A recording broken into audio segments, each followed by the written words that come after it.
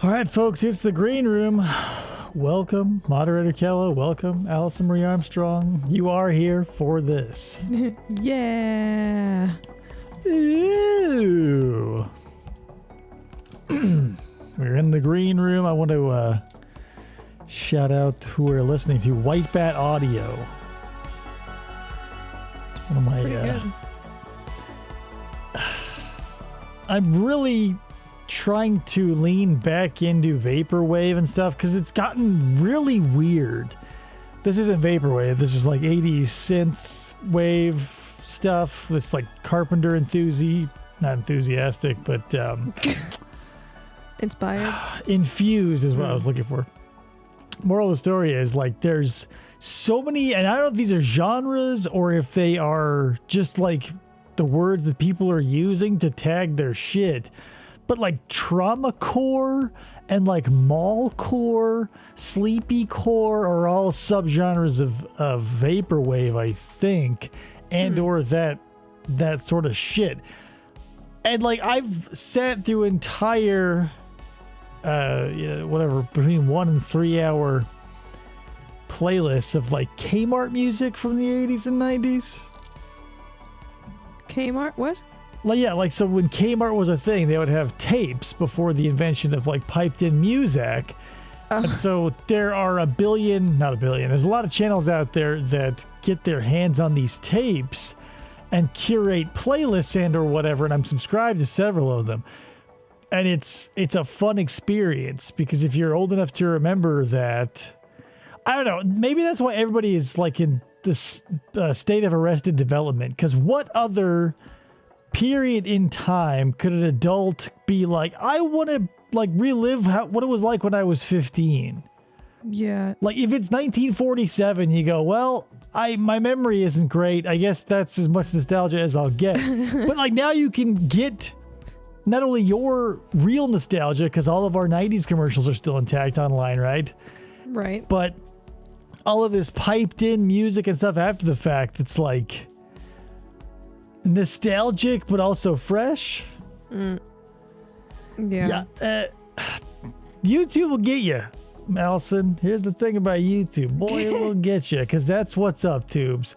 You start, one thing you accidentally click on because you like the thumbnail or the title seems interesting, and then you are down that rabbit hole.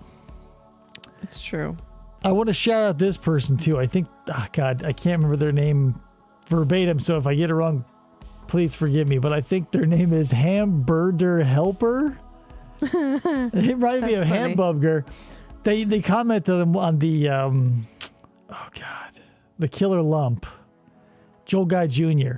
So I was like, all right, let's check this person out. Time to do a bit of YouTube stalking, which I want to do from time to time when I get a positive comment.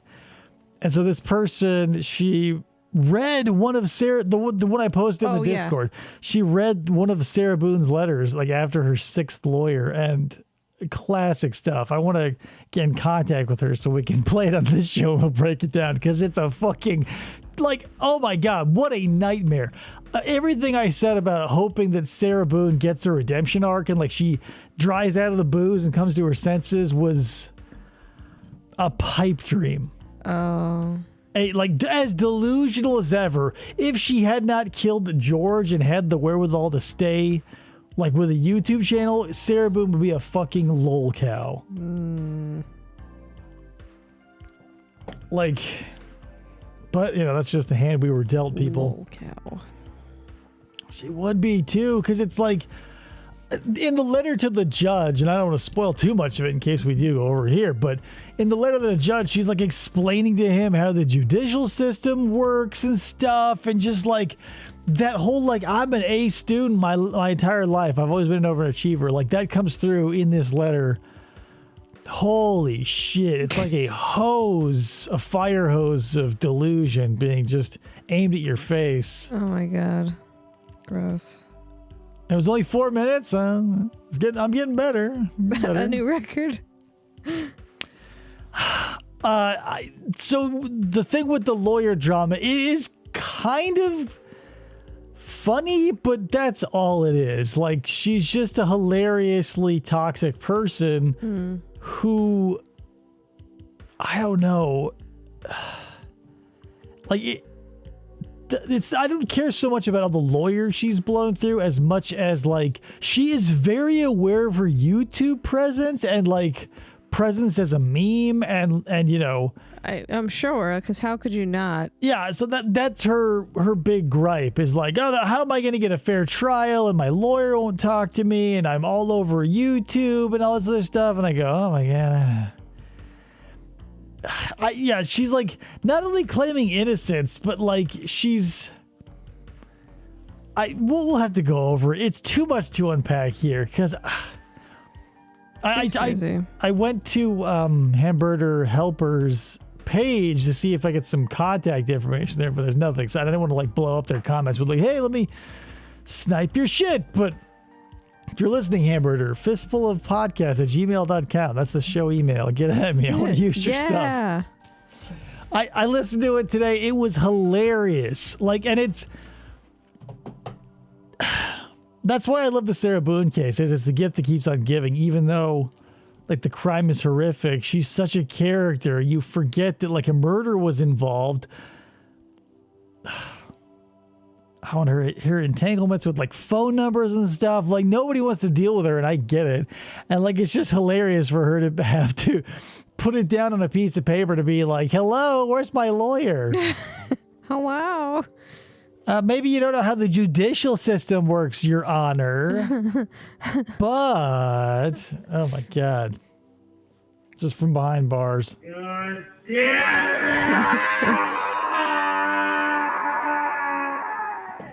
Judge got that in the mail. He like took one look at it. He's like, cool. And then right into the garbage. He's like, thanks for that shit, Sarah. Oh my God. But jailhouse literature is great. I'll bring up this story again.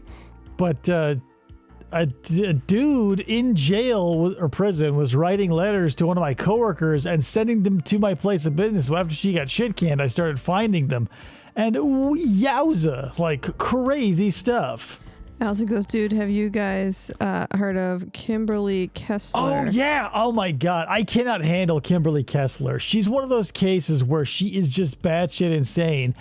And she goes in that same pigeonhole in my mind where, oh, God, what's his name? The parade guy who took his SUV and ran over a bunch of people. Oh, I don't know his name, but I know who you're talking about. Yeah, so I put that in with like, because like his interrogation and trial are so frustrating. I just can't. Like, if you've been watching recently, the Letitia Stalked interrogation from the FBI and the local PD was released. I have not gotten a chance to go over all cumulative 8 hours of that. Ugh. Oh my God. Yeah, here's the thing I will say about the Kimberly Kessler case. I like her interrogating detective for like the first one before she started going crazy and throwing her own shit at people. Because like he's sort of charming. She still thinks that like she can wiggle out of this a little bit. So there's like some charisma and, je ne sais quoi she's bringing. Some she didn't finesse. Immediately fall off and like, because I think one of the prosecuting attorneys is like, in her mind, is the cousin of someone and there's corruption. And she's like tinfoil on the head, bullshit levels of crazy, which may or may not be legitimate. I don't know. It feels not. Whatever. She's fucking insane. Let me get this party started with a little bit of this. This episode of FFOP Radio is brought to you by the Bathroom Cougar. Does this happen to you? Someone's in here. Someone's in here. With the Bathroom Cougar, scare off any would-be embarrassment before it has a chance to happen. Oh, shit. I gotta get out of here. The Bathroom Cougar, available at Best Buy and all fine retailers.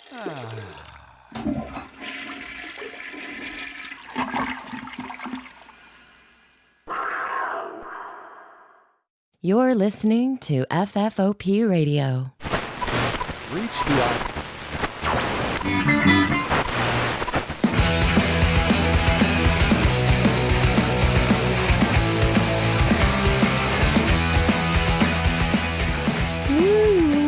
Hey everybody, everybody, and welcome to the show. My name is Dave, and this is FFOP Radio. It's Friday, Flamingo Friday. We are doing another one. Krista is here acting as producer. Yeah. We're talking about the Kimberly Kessler stuff. So, like, here's the thing. In any job I have ever done, or anybody who shares my name who does something bad, like part of you goes, God damn it, you're giving X a bad name. Alice, I don't want to dox you. I know you're a hairdresser. Like, when Kimberly Kessler was like a maniac killer hairdresser, were you like, hey, we're not all crazy, or is that just me? It's just you. Maybe it is. Yeah, Sex Panther cologne or Eyes of the Panther by Steel Panther, if you are familiar. My local Best Buy continues to be sold out every time. The stock keeps flying off the shelf, and I am sorry about it because although my name is on the product and I should be receiving a bulk of the revenue, I've yet to see a red cent. So, I'm trying, people. I'm still trying to get money for my 1,000 trivia questions about Richard Petty. Highway Hats has yet to take off. However, I see a hat on the highway, every few miles. Money is there, people. My murder camera needs to take off. Yeah, you're probably right. It's a very Sweeney Todd type situation, I imagine. But like, whatever. Let's get into it. So we're going to be watching the Jeff Pelo or Palo. I'm not sure how to pronounce his name exactly. The dude will say it a bunch of times. Pelo. He is a cop from Bloomingdale, Illinois. I believe, let's have to check my sources because I'm trying to go off memory here. But what moral of the story is, he was a cop for a fuck ton of years. In like 2003, he decided to start committing some sexual assaults. And since he's a cop and he knows, what to look for as a cop, he like did a little research on forensics and sort of wisened up and made them do this bizarre cleaning ritual as most weirdos do, and pretty much covered his tracks for the first like 3 or 4 victims. It wasn't until 2008 when he gets snagged because he was like getting sloppy, and I think that's what gets a lot of these dudes is because like Mark Twitchell did the same thing. When you think you've got a plan, and same thing with Mark Twitchell, even though his first like Gil got away, he got tased a couple of times, but he got away. And then when the police didn't show up to like bust in Mark Twitchell's shit, it bolstered his confidence. Oh, I can do it for real. But that shouldn't have been there, right? Right. So with Jeff here, his first 2 or 3, like, it was a slow escalation. I think it was an assault without the sexual aspect, and the next 2. Look into the case. All the details are there. Moral of the story is he got overconfident and like was in the wrong part of town, like got saw by the lady's boyfriend who he had been stalking. And like, here's the thing, no cover story whatsoever. If you're going to, start committing these crimes, and if you're going to back that up with the knowledge that you're a police officer and that, shit happens, have like a reasonable, anything. It's just like he moral of the story is he's going to pout and whine and cry like everybody else, despite the fact he's a cop. And also, he won't ask for a lawyer, obviously, or else we wouldn't be here. Right. Allison asked, like people he would pull over? No, like he would stalk these women. That's the thing. Like, it didn't happen, or at least they weren't able to prove or draw a correlation to more than 3 or 4 ladies. And the last one was the one who got him because, like, he was making a bunch of noise and fucking around outside of her house. Okay. But yeah, he was like stalking them. And also it kind of puts me in the mind of Colonel Russell Williams, where he enters their house and has a plan and everything. So he's that kind of dude. But yeah, let's just get into it. He is being interrogated by a colleague, obviously. Another character that will come up is Officer David Zimmer, who makes the arrest of Jeff here. And he's going to get into it, but Jeff was his mentor at one point. And I've got a story about all that when we get to it, so let's go. No, what's going on? Yeah, what's going on indeed, Jeff? Those blue dot crime and interrogations we're watching this from, PS. This isn't the way we wanted this to happen, right? We wanted you to come down here and go and all kinds of stuff. We said, chat, all kinds of stuff. A little bit of Buffalo Bill shit. Unfortunately, it didn't happen that way. You worked on the same year with Mildred. And as you That know, doesn't make it any better. we have rules that we have to go by. Just as, you're very familiar with all this stuff, you know what's going on, kind of stuff.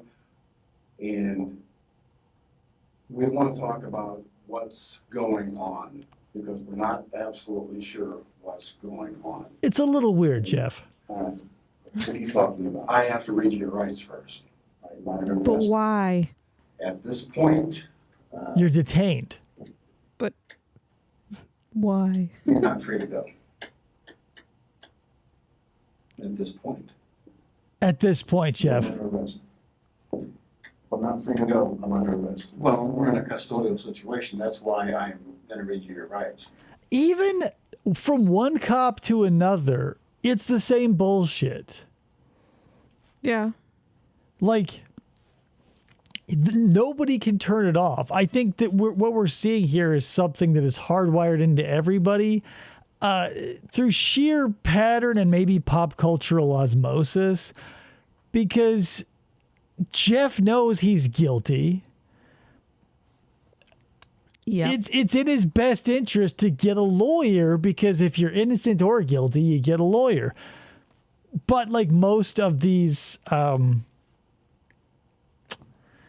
overconfident dudes, or if the modifier is these are your coworkers.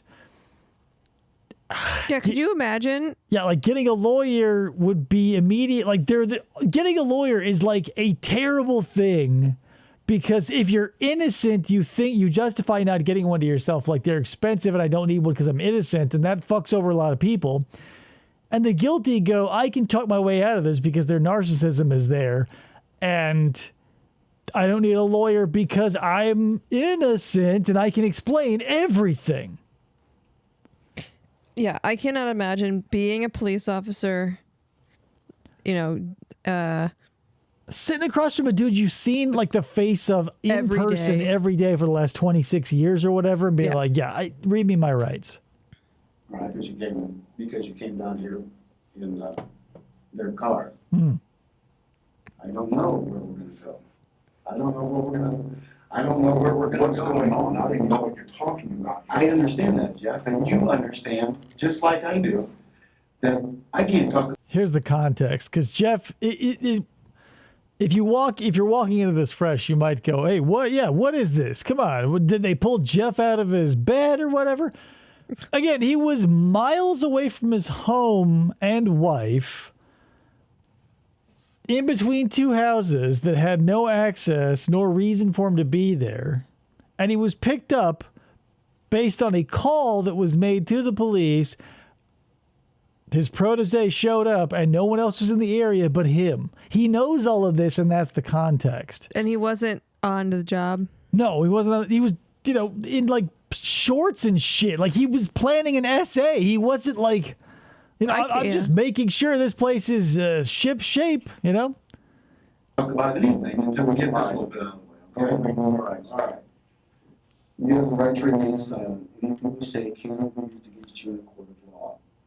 You have the right to talk to The a audio lawyer. is rough, and I apologize. If you can afford to hire a lawyer, we will be appointed to represent you before any question if you wish.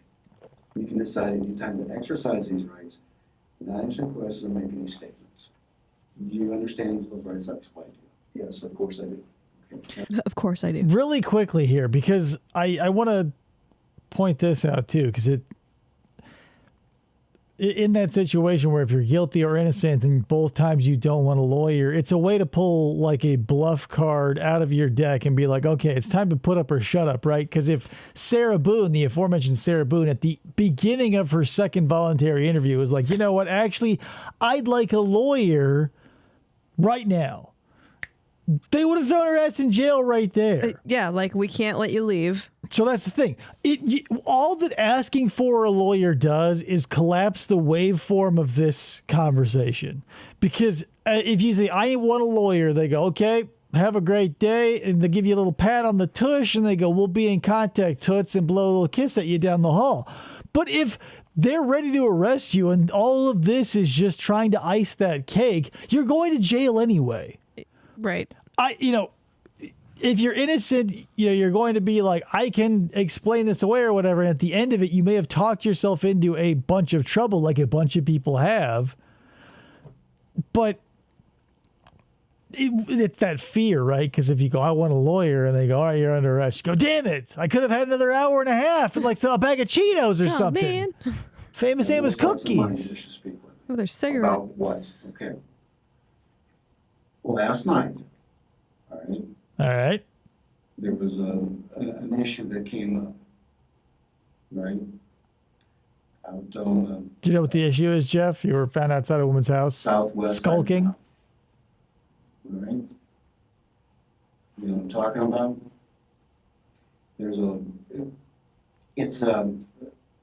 I want to hear what you have to say about it, and I'm really hoping there is a good explanation for it all.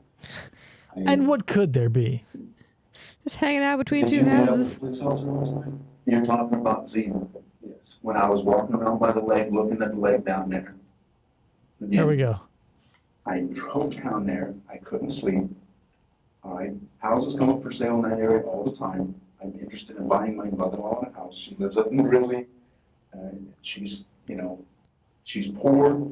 She's on fixed income. I wanted to move closer to us. In the middle of the night, you're house hunting? Yeah, my mother-in-law's poor, fixed income. I couldn't sleep. So, yeah, I wanted to go down to like some waterside property because typically that's the cheapest. Anytime you live next to water, it's like bums and homeless people just congregate. Because who wants to live next to a body of fresher salt water? Ugh. Good thinking, Jeff. Houses come for sale. There's a townhome right there for sale. It won't work, but anyway, I was looking to see what kind of access went down to that lake. That's all. All right, I was starting to walk around, parked. For my mother's sea-doo, she's having trouble maintaining them because she's on a fixed income. But you know what she does love to do in the sea? And she deserves Walked down, looked at the lake. When I was leaving, where'd you park here? I don't know the name of the street. Just put yourself in this situation. When have you ever like gone to look at anything, right? Where you've parked streets away. Right. Like every time I've gone to look at a house, it's typically I'm parking in front of the house. If I go to Target, I park in front of the Target. I don't ever go somewhere and like pick a nondescript, suburban neighborhood, ditch my car, and then run 3 blocks to pick up a bag of toothpicks and some deodorant. Seems sketchy. A little bit. But it wasn't right there where you were at. It was by the lake. That lake goes behind those houses.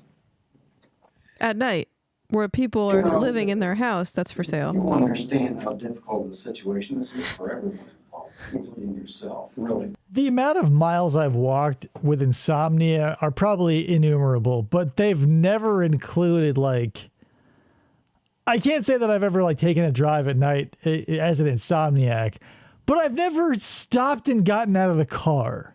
Right. Maybe you do that. Maybe I'm just a person who that's a step too far. But like every time I've gotten into a car at night and I go, you know what? I'm restless and I got to get out of here. I then don't like walk into a nondescript neighborhood, right? No, I mean, because you're looking for something to take your mind away from whatever's keeping you up. So driving is the perfect thing. I mean, fresh air is good, but but I wouldn't go and walk behind people's houses. Yeah, you want to be aimless in that you're going to be piloted through a roadway, like parking somewhere and just like fucking around. What's up, Matt Willis? Thanks for stopping by. Hi. It just seems so, again, like no forethought in this cover story. No. And I don't know how long he has been thinking about this, probably since the moment he's been detained.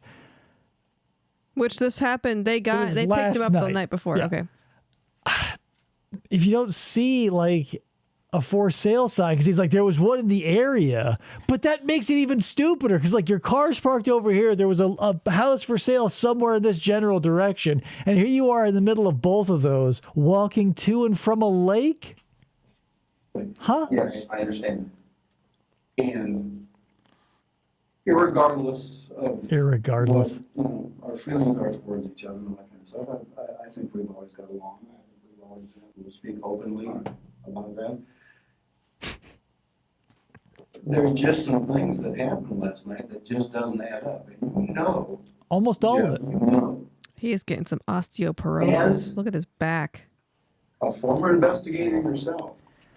So I don't know if they had him in a holding cell the whole night because the details of this specific time period, I don't know. I think he was probably. I think they let him go home because he's a different pair of clothes. Because when they snagged him, he'll tell later in this, if we get to it, if I don't gas bag my way out of it, he'll tell you what he was wearing at the time, which is like basketball shorts, a t-shirt, and some sandals or some shit. So like classic weirdo stalking a neighbor situation.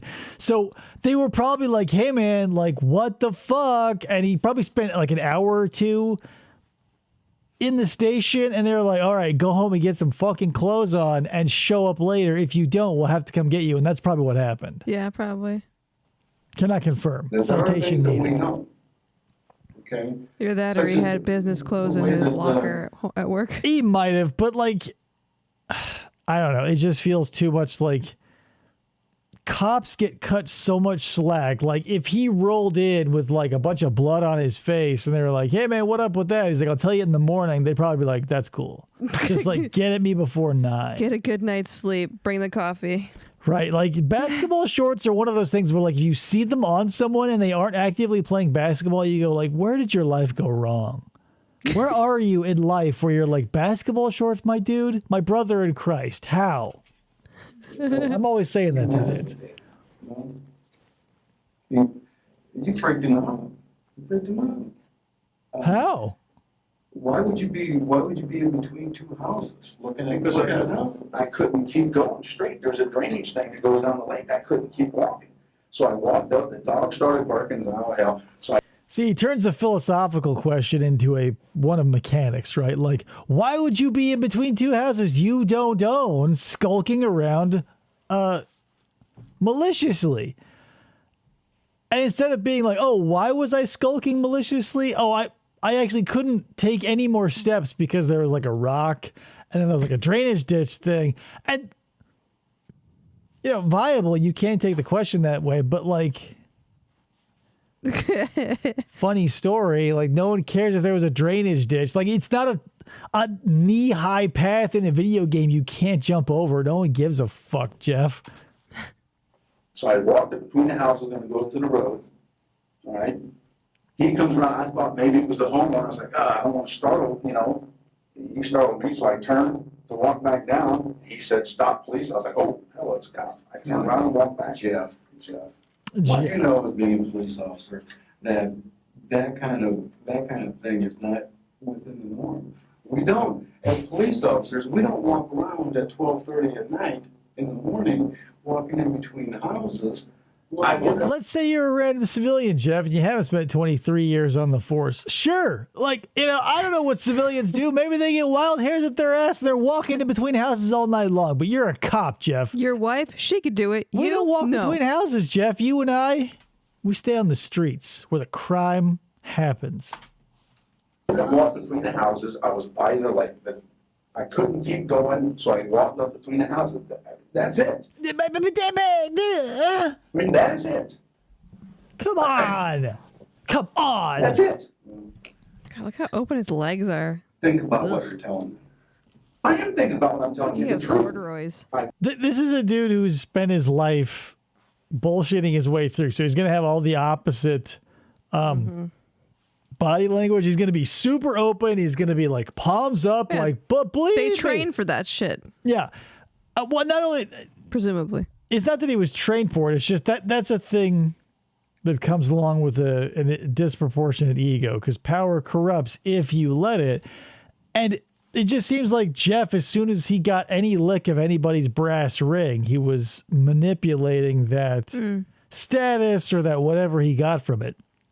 And so the confident actions are a muscle memory, even when they're lies, because they've been used so often and no one checks him on anything until like the fourth victim, apparently. I went down there. What? He's what town manspreading public or he's access is down there? mansplaining? I walked. I started going to the west side, but there's fences and I was, oh hell, I come back around the other way. All right. Again, I can't go no further. I don't want to think of a police officer, right? Someone who has received more training in every capacity that can make you a competent, functional, mechanically stable human being, for him to be like, oh no, there was a fence and a drainage ditch and I was bumping left and right. Like, he's the fucking Grimace. Like, he's just wandered into a McDonald's kitchen and he's fucking up the whole place. But, turn the clock forward 8 hours when he's on the city's dime, and he's like, aye, shoot a baby aspirin out of the sky with a 45. Further, there's a drainage thing that comes down and fills that like overflow. I guess I don't Case know of the what it is. drainage thing. So I started, the dog started barking. So I walked up between the houses, go up to the road, and yes, to be on the road. So I'm not walking up between. It's just. Come on, guys. I'm not like. Because Come you on. weren't on the road until I was going to the road. All right, that's where I was walking up to, was go up to the road. Walk down to my truck and drive away, because I was done looking at the lake. There's no access going down to the lake, so. okay, Jeff. Okay. How did he get there in the first place? Did he walk between the houses We're past going the to the point. lake also? Well, if you were to ask Jeff, it would be like, well, my feet were moving and I picked I engaged my quadriceps and my calves in alternate patterns as I was, ushered along the ground with my Crocs. Like, there's no way to explain it. Like, you cannot explain away the fact that you were somewhere you're not supposed to be. Like, no matter how good a cover story you have, if like the principal opens their door to their office and you're in there rifling through the files with like chocolate on your hands and face and your like permanent record in your hands, it's not that you can be like, hey, what's your reason for it's dead in the water. Hey. You were outside a lady's house. In between those two houses. Yes. All right. I was just walking from the lake up to the. Okay. If you get a call of someone walking in between two houses at 12:30 in the morning, What do I you don't do, know what Jeff? call brought him out there. Yes, of course. of course, I mean, the person who called this in has every right in the world to do this, correct? I have no idea who called it in. That's not the What question. they Wasn't called the question in at all. wasn't me. All right. Dave said last night somebody knocked on somebody's door. I didn't knock on anybody's door. That's bullshit. So what he did, like, this was actually the second time he was at the house, because he had come once. I think the boyfriend was with the woman at the time and spooked Jeff, and so he had like done that. Like, he had knocked on a window or a door to like test the thing, and so he was back this night in question. When the boyfriend wasn't there, but she's got a big ass dog, and also her fucking shit was on high alert because you spooked her. Right. So, yeah. Hello, like, like, when you spook your prey, you're fucked. Like, if they catch your scent, you're done. Like, you can't go back to that watering hole. But Jeff's like, you know what? I'm a cop, and even though I did freak out the boyfriend and the woman visibly, and there's a big dog involved, I'm an insomniac. That's my excuse. I just couldn't sleep, so I was like, time to do some assaulting. I did knock on anybody's door. Lies. did not knock on anybody's door. I don't When know what was else this? you're trying to 2008? allege here. I They don't didn't want to have jump the ring to camera some kind yet. of conclusion. Right? All this isn't about because I walked up from that lake up between those two houses. Absolutely. All right. Absolutely. Absolutely. You know, I don't know what else you're talking about. We're talking about you standing up with your back to the house and trying not to be identified. Imagine someone standing in your living room who you don't know, and you go, "What the fuck are you doing here?" And they just go, "I'm just standing here, man." Hey, like, look at what I'm doing. My legs are supporting my body. I'm just standing here. What's your fucking problem? Hanging out. Yo, why are you doing in my living room? Hello, standing. Do we need to circle back to that? Like, fuck off and maybe get me a can of soda out of the fridge. Having your back up against the house and not trying to be seen as David walks by. What? Huh?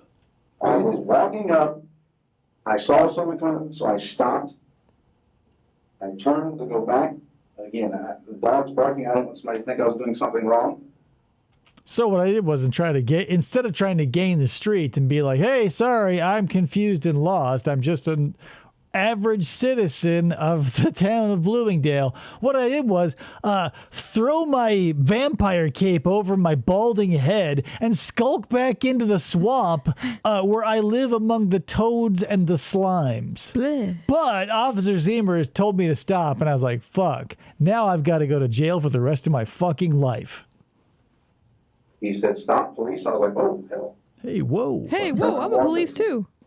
Not only could I not recognize it, spoiler alert, not only could I not recognize a gun was drawn on me, it was a police officer number 2, and that police officer was someone who was my protege for several years, and I'm just not that observant. It was dark. Listen, I'm just a cop. I'm not like a psychic.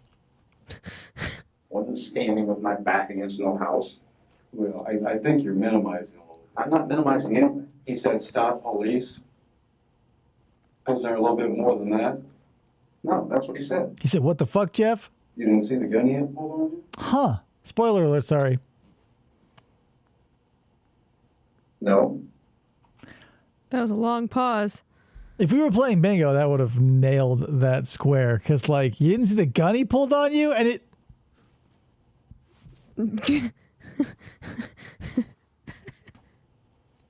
No? You were unaware that he pulled a gun on you. I did not know he did that. No, I did not. I mean, if it was dark, 12:30 in the morning, I wouldn't be able to see a gun pointed at me in the dark. How often... Now, keep in mind, there are going to be cops who don't follow protocol, but how often does a cop approach someone who they think is dangerous without screaming, "Police!" 40 or 50,000 times? Yeah. Do you think his buddy Officer Zimmer just snuck up on him, like got 6 inches behind his left ear and then popped on the mag light and cocked the Beretta to be like, "What up, bitch?" No, guarantee that fucking didn't happen. Do they have, like, probably not. I've never really heard it. Do police have to say, like, we have a gun, like, there's a gun pointed at you, like, No, if they you don't have can't to. see Like, it? they'll. It depends again with the municipality because they'll say like comply or else XYZ or you know sometimes they'll just shoot you in the back and then throw a gun into your hand. It's somebody videotaping in the park as your hero, but you're dead, so that's not great. So you could see who it was, that I wasn't a threat. You know, his hand was at his side. He was like, we talked for For what? we talked for a moment. What did you talk about? The He asked me what I Pistons. was doing. I told him what I was doing. It's a weird conversation to have, right? Like so you told them the story you told me about the ditch, like you were walking and there was a ditch, not why you were there. There was a drain.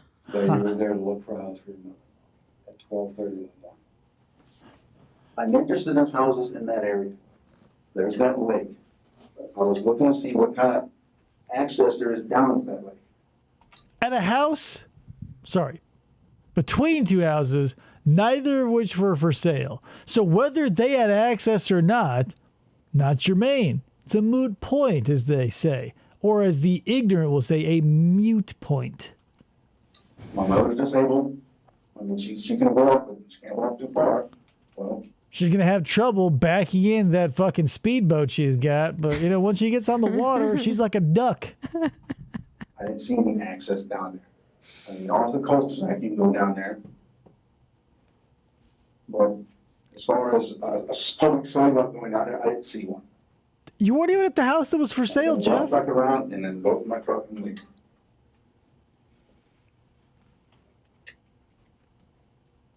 See, you know all the things we say. You've been sitting in this chair before. All I'm saying is that what you need to do is think about just exactly what you're saying.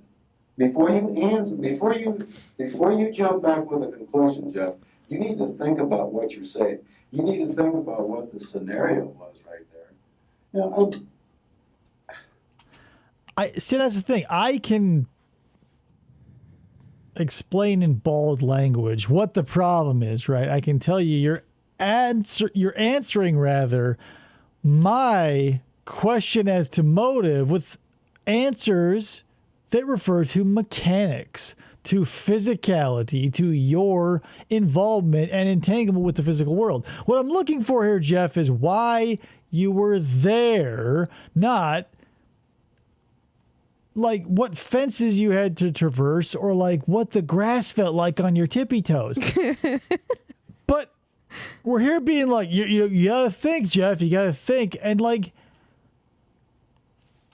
there's no other more appropriate time to just cut the bullshit and be like, from man to man, here we are. Like, tell me what the fuck.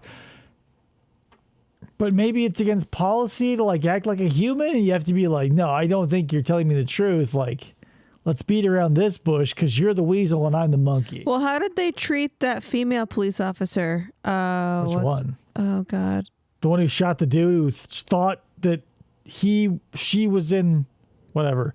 The one in Texas? Probably. She had brown hair, and they talked to her in the room like she was just another police officer. They were just chatting. Oh, Lazarus? Yeah, Samantha, Sarah, Stephanie Lazarus. Not what I was thinking of at all. But yeah, but that was under false pretenses. They said, hey, come on down. We've got a lead on a different case because you're an art detective. It wasn't like, hey, Stephanie, we caught you with your vag hanging out. Let's have a chat or whatever. Like, it wasn't a sexual I forgot crime. that it was that they got her in there. Yeah, it was a ruse. Like, this is not a ruse. Right. Like, they had to haul Jeff's ass in because he was fucking ready to do something heinous by a lake. You may be honest with him? Haven't you been? I think I need to take it a step further. Okay, because the lady scared to death. Mm-hmm. Scared to I don't know nothing about the lady. What I'm telling you, she was scared to death. She was an absolute basket case. It wasn't for me. What? Yes, you were in. Yeah, I guarantee it was for him. But yeah, number one of this situation that goes like really overshadowed is like, you don't have to be like assaulted physically to be like fucked with, because like for most people your home is an unassailable fortress, and if something weird happens you might find yourself hiding in a bathtub early in the morning and your peace of mind is shattered. And I can I've been in some weird situations. I think we've all been in weird situations where you go, that must have been like whatever, but like very rarely I wager that like those weird gut feelings we have or the thing we think is going on ends in like police showing up and somebody getting hauled away. Yeah. So like I swear there was somebody knocking on that door. I'm sure there was. There was definitely somebody knocking on that door who left immediately after you took a defensive stance in the bathtub. It doesn't matter. I forget where I was going with that now. Shit. Oh, it'll freak you out. Because let's say that your scenario turned out different. Like there was someone knocking, and not only knocking, trying to break down the door. and the dogs were going ape shit and the police had to show up, like that would be a traumatic event. Yeah. But until you get to that point of no return, after the fact, you can kind of buffer your feelings toward it by being like, oh, I was blowing everything out of proportion. But by the time Officer Zemer shows up and this dude who's skulking around in basketball shorts goes like, and there's a gun pulled and there's lights and shit, like that goes from like, oh, I might have, but probably not, to like, yeah, now I have decided this is a full-blown trauma. Yeah. It sucks because, again, it's just a flipping of a switch in your mind that you can keep unflipped because you go, okay, crisis averted still, no big deal. But for some people, that step into reality is like, boop, that's a bridge too far. In between the houses. You were in between the houses. What if this would have happened? I walked up between the houses and Zemer was there. That's the only time I went between the houses. What if this would have happened? Would you be a little bit concerned? Something to her? But I don't understand what you're saying. The only time I walked between those two houses was when I was walking from the lake and up. But that's where you and that's when I met Zemer. That's where you and Officer Zemer differ in what you said. But when like the renewed indignation that moves through his potatoey frame like a jolt of electricity through a dead frog's carcass, right? Where the interrogating detective will say something that is like unassailable and like, yeah, like he's got to know that Officer Zemer will have a completely different story, probably one that closely adheres to reality. Mm-hmm. And so every time he hears something that like, I don't know what the tipping point is either, because like he must know that this story sounds fucking preposterous. So anytime the detective goes, well, what about this? And he goes, like,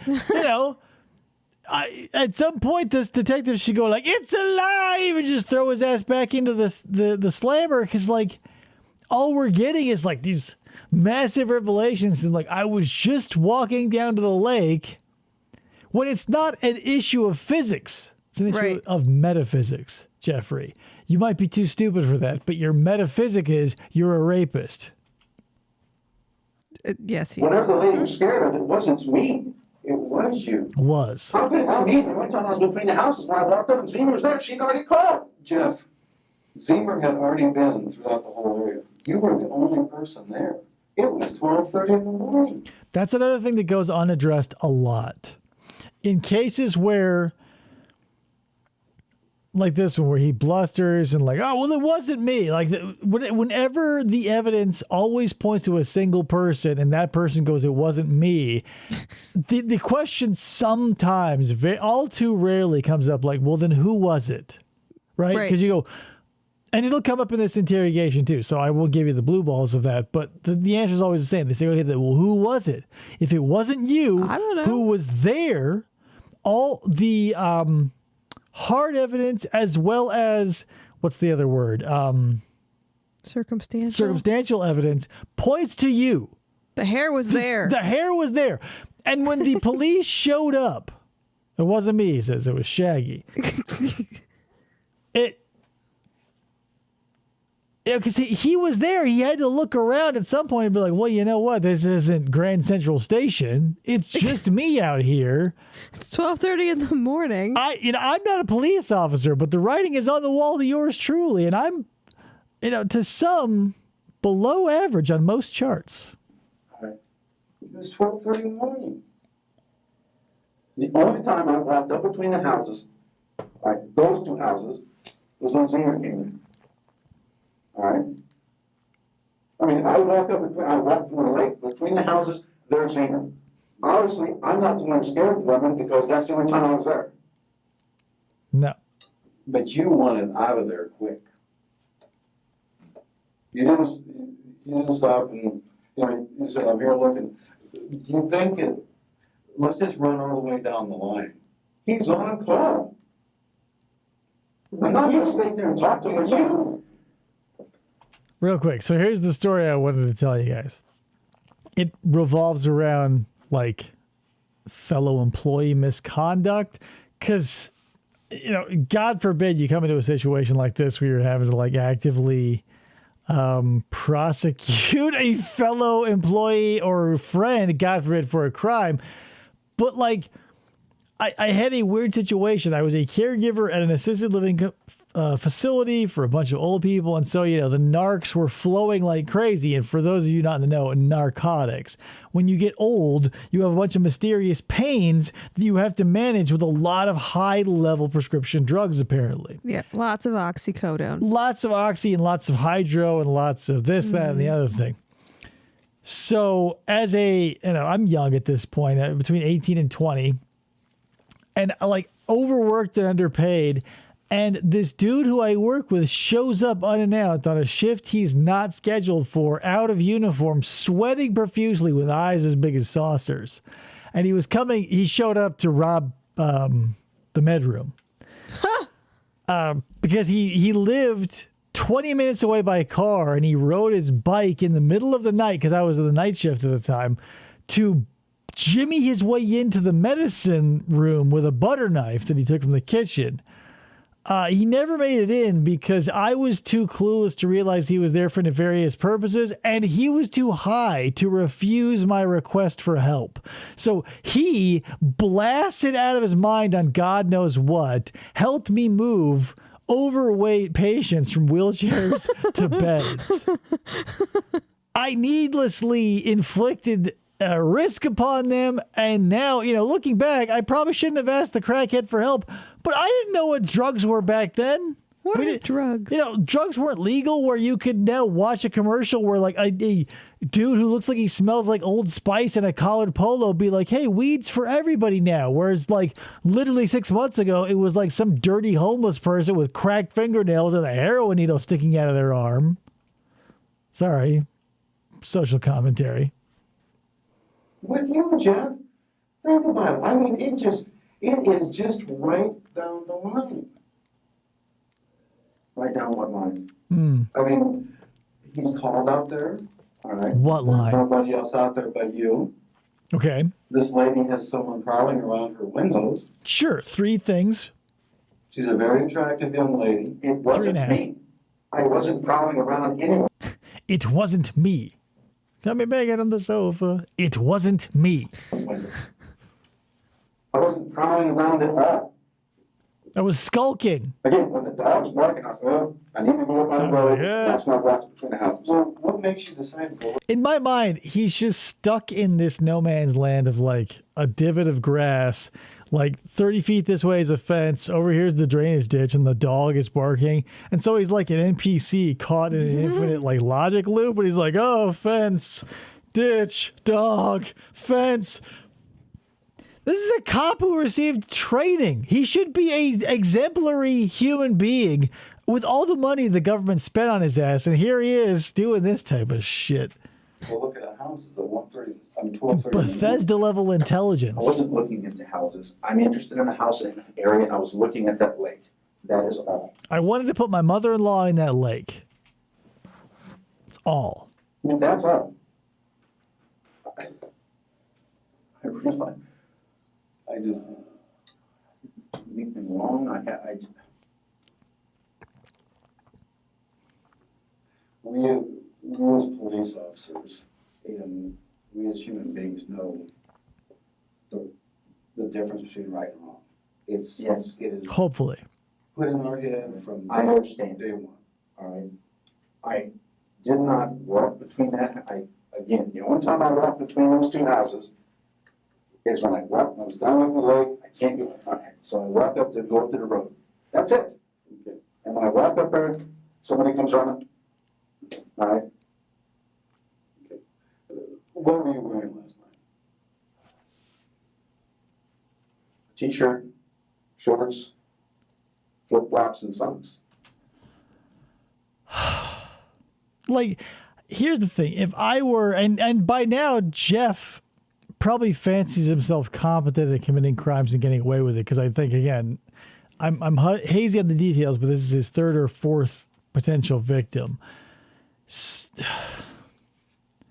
Maybe I'm romanticizing crime, but like, show up dressed for the thing you're going to do, right? Like to me, and maybe I'll talk about, because me and Decon talk about martial arts. So like the growing up with the martial arts in the back of my head, I always sort of tailored what I wore for function over form or whatever, because I grew up in the era of like Jinko jeans and big baggy shit, and like it was the fucking 90s, and it was cool to be like in a triple XL t-shirt and big jeans and shit.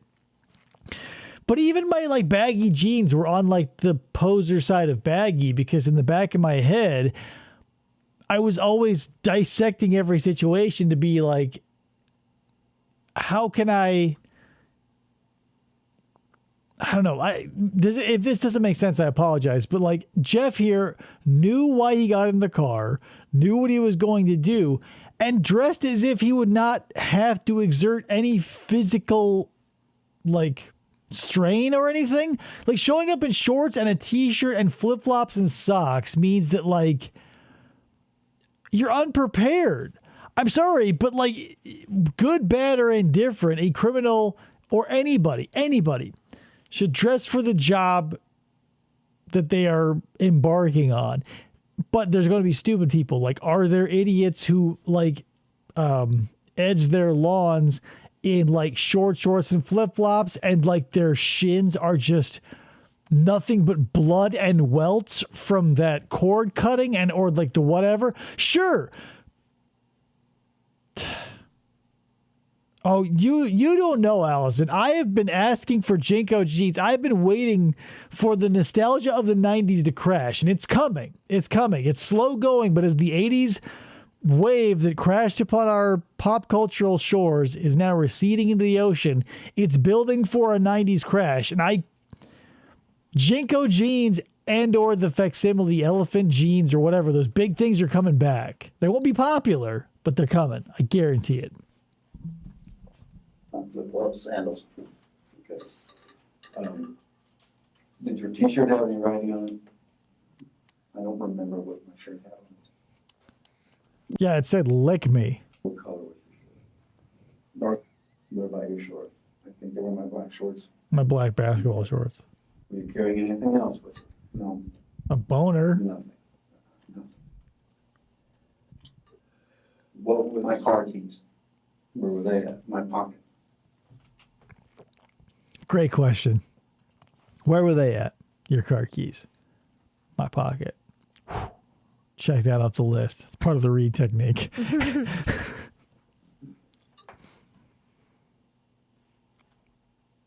Jeff, I just...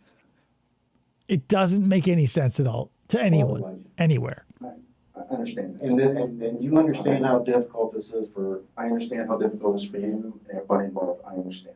But I didn't do anything wrong, but I'm a realist.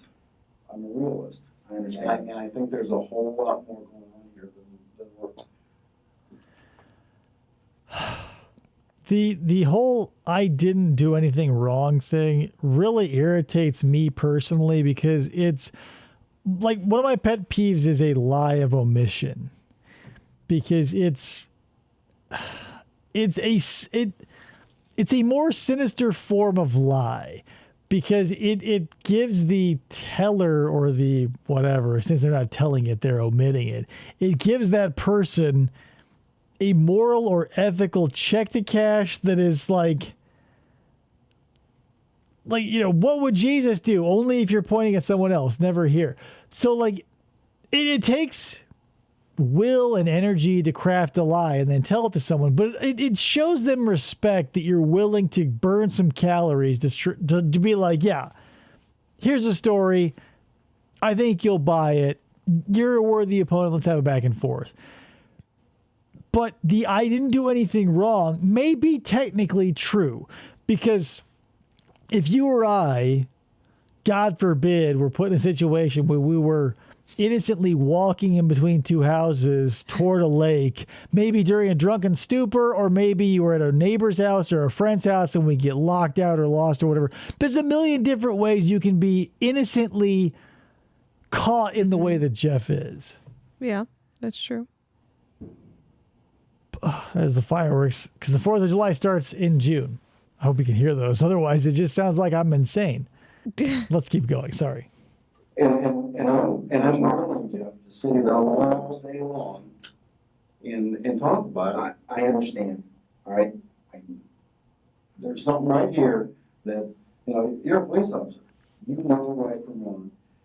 And I understand. I think you did wrong last night, and you think you did wrong last night, and I need to know why. Anyway, sorry. Back to my live omission here.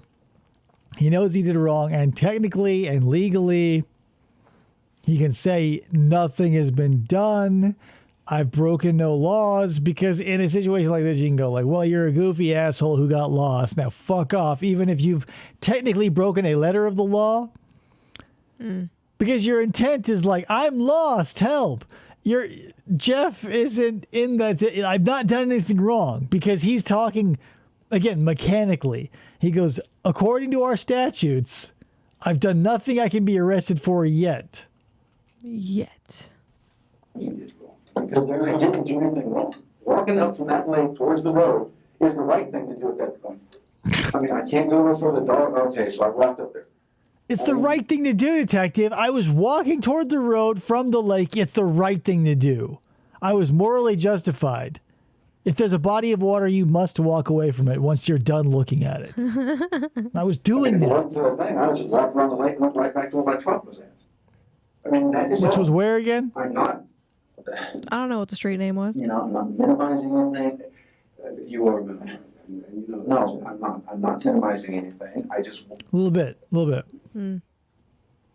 Like imagine it wasn't like the police or somehow like you get wind that I was 50 miles away in between these two houses and like the police weren't involved, but somehow you found out that I was skulking around between two houses. Like what? Yeah, no. Like you'd be like, what the fuck is up with that? Just like, hey. And that's like a nothing situation. Like, Yeah. I mean, I don't know how much simple it is. It's not. It's not that simple. I didn't have ill intent of any kind. That's it. It's not that simple. I mean, that's it. It's not that simple. I mean, she is a young, attractive lady. I don't know. I don't know that. I don't know anything about her.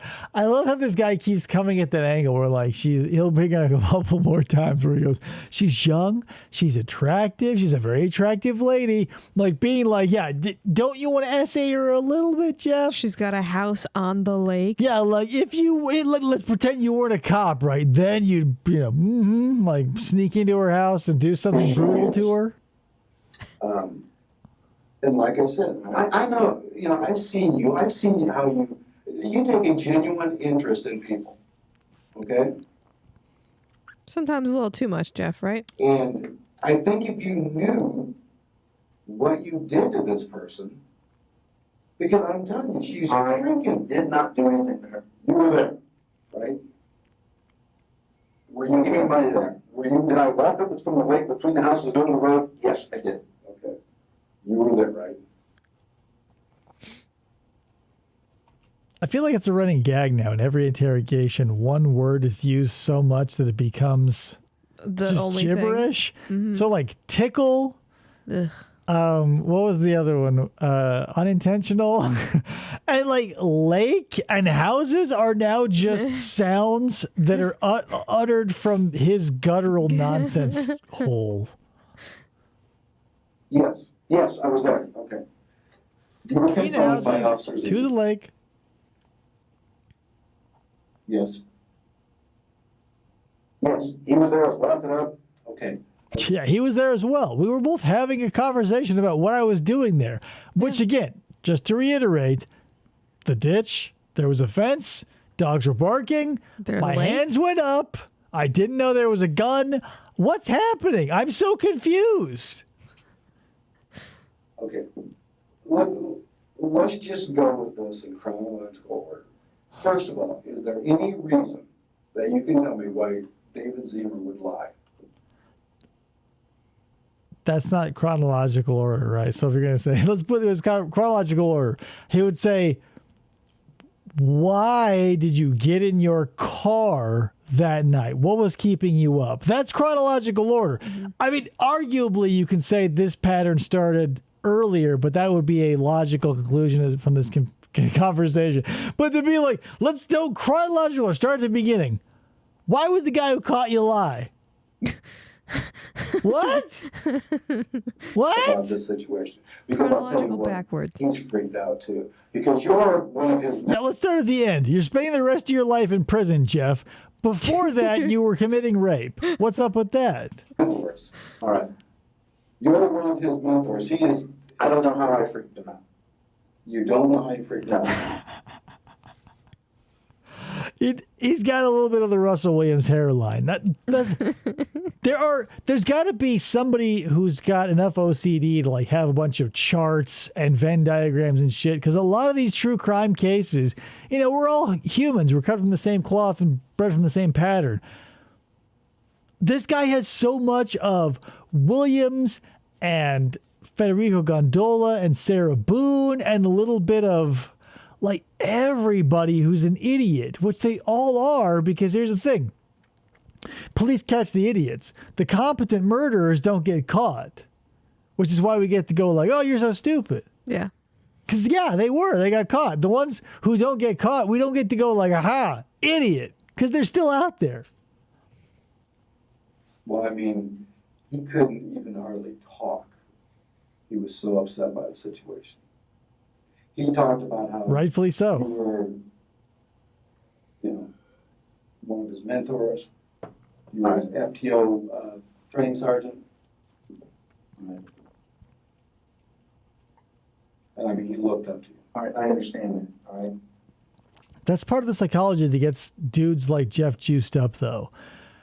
Because, I don't know, maybe the classic example is like in everybody's head, stereotypically, like the Fortune 500 dude who's like ultra controlling, wears the suits and everything, has like he or she is a real stickler in every aspect of life, but secretly they're getting their ass whipped by like a dominatrix because they want to be in a submissive position, because the contrast is what we're looking at. Yeah.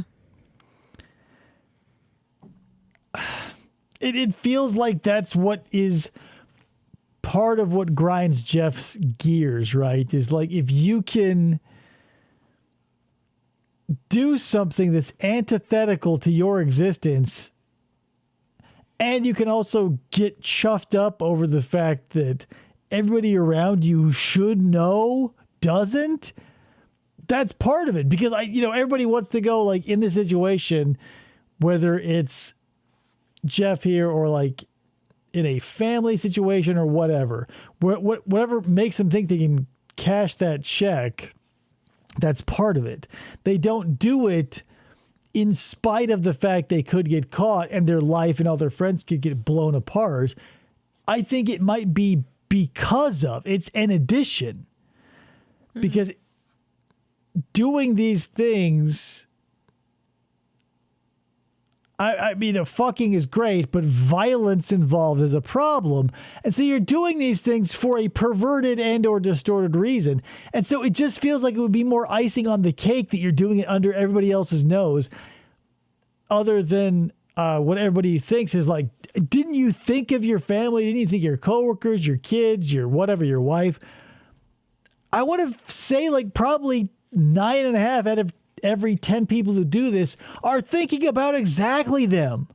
Because like BTK, when he goes and does his little church meetings or goes to his PTA and shakes hands with everybody when they stand up in church to be like, oh, good morning and good faith to you. Like he can, in his mind, go like, here's an 80-year-old dude I'm shaking the hand of, whereas like 24 hours ago, I slaughtered a family. Right. So to be like, well, didn't you think of them? Of course. They always do. It's what gets them hard half the time. And, okay, so getting back to the question, is there any reason why David Zimmer would lie about what happened? Oh, he's a I have liar. no idea. I don't believe, no, why would he lie? Absolutely. Why would he lie? I have no idea. Absolutely. He has no reason to lie. All right. But here's whatever, like, it's always when there's no evidence or whatever, it's always this word against that word. But when this word is a cop, even if there's no evidence, this word wins. Yes. So when the both of them are a cop, you don't get to play that card anymore. Because in every interaction in his life, I'm sure he was like, yeah, it's his word against hers, but his is me, and I'm a cop. And I don't need anything to back up my shit to be believable. Right. But now that he's in the other seat. Right. And now he's leveled the playing field because it's another cop being like, this is fucked, and be like, oh, yeah, well, it's your word against mine. And that doesn't mean anything. it doesn't mean anything anymore because, like, it means You're what it in does the blue now. chair now. As a matter of fact, he called off the second unit after he confronted you. Neither do I. I don't have any reason why. Your prison sentence speaks otherwise. Everybody has their battles, and everybody has their crosses to bear. I understand. All right? And you know where we're getting at on this kind of stuff. No, I don't. You don't know what we're doing. We're talking about a young, very attractive female. I don't know who you're talking Look, she's about. very attractive. All right. She's the lady in one of those two houses. All right. I don't know. All right. I have no idea lives in either one of those houses. All right. I wasn't interested in those houses. I'm sure you had no idea. I don't know her. I don't care about her. I wasn't interested in those houses, but I was between them, heading to or from a lake. You see, because of the drainage, I had to go through those houses in the dark. This is the problem with lies, right? Is if you lie, it's antithetical to reality is often the case because you're trying to hide something you're doing. And so it's not a memory. And so if you're lucky and you're able to remember your lies verbatim and like you're just a really good actor, you run the risk of them not working with the fabric of reality if anybody else is there to witness them. Right. See you later, Matt. Thanks for hanging out. Hey, Enjoy have a good work. night, Matt. I just imagine you look like Marty Feldman, so good night, Marty. He's not... enjoy work. I wasn't interested in those houses. All right, you weren't interested in lake access. Right. Come on, Jeff. Right. I mean, Yes. that is just it doesn't make sense. Because, detective, lake access between houses that aren't for sale. That's what I wish he would bring up because, like, okay, yeah, like, let's say, yeah, okay, I'll buy the houses. You're looking for a house for sale. That would be one thing that maybe would short circuit the mechanics of the situation. Because if you can go, what were you doing there? Walking toward a ditch. Ugh. But if you add the caveat of why were you there because the houses you were in between were not for sale, Right. then you would have to give a motive as to that. And we might get a little piece of the puzzle. He might be able to string two of his receding hairline brain cells together to be like, oh, I walked down from the house that was for sale. But again, this all hit the cutting room floor because we didn't ever get any questions about like reality. It was just like, well, I just still don't understand, Jeff. I'm asking you what your motivation was, and you're telling me that there was grass. I just don't get it. All right. It doesn't make sense. Doesn't. Again, Does it? yes, it makes sense to me because that's what I went there to do. Right. The problem with that is If I'm going to look at a lake access, I'm not going to do it at 12:30. the least of our concerns, right? Like if I'm going to look at lake access, it won't be at 12:30 in the morning. It also wouldn't be between two houses that weren't for sale. A lot of different things. Yep. Whatever. Like these guys are friends, and so I have to cut a lot of slack for these softball questions because, like,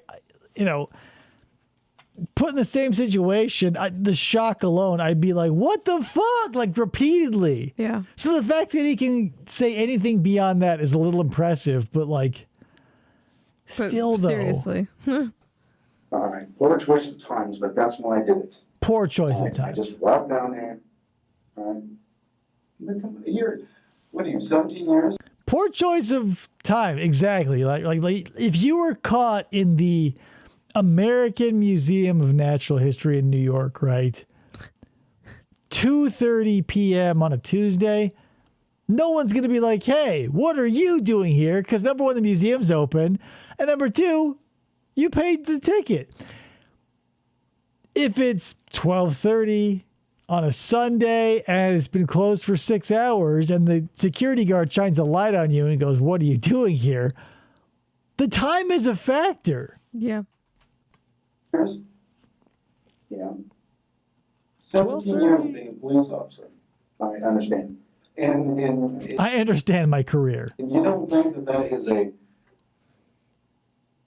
severe error in judgment At the very to least. be, all right, in between two houses at 12:30 in the morning, all I was doing was walking from the lake to the road, all right? You're implying that I'm doing something mischievous between these houses, and all I'm doing is walking from the lake up to the road. I said, That's exactly what I'm implying, Jeff. that's it, that's all. Hey, Jeff, instead of talking about what your legs were doing, what was going on in that vacant space between your ears there, buddy? Like when you were walking from the lake to the road, were you like, oh, I'm horned up because I'm about to sexually assault someone? Or were you like, hey, I'm a fucking moron who took a ride in the middle of the night to look at some water? Which are you? Because either one of those dudes, I don't necessarily want on the police force. Right. Because Officer Zemer, who you agreed to, says has no reason to lie about this, says that you were up against the house and he had to call for you 3 different times. No, he didn't call 3 different times. And then you turned around and walked the other way. In my head, the two stories, like, you know, if this were a cartoon and we were getting like the classic Mickey Mouse summertime cartoon where they're all telling us the same story about how the 4th of July spectacular gets fucked up and it's everybody else's fault. Like on Jeff's side, it's just like, you know, I was innocently walking around looking at water when I saw someone coming and I turned around and that was it. Whereas like the story that eventually comes out in dribs and drabs through this detective from Officer Zemer is like, he was skulking around in his like rapist bat costume, which apparently consists of a t-shirt, basketball shorts, flip-flops, and sandals. And then he threw himself up against the white vinyl sidinged building to hide. Hang on. And what do you, based on the sheen of his forehead, what do you think those legs are rocking? Probably somewhere between off-white and pure white. So when Zemer shines his flashlight over there off of the white t-shirt, black basketball shorts, and insanely white legs, and there's Jeff smashed up against the thing being like, what the fuck?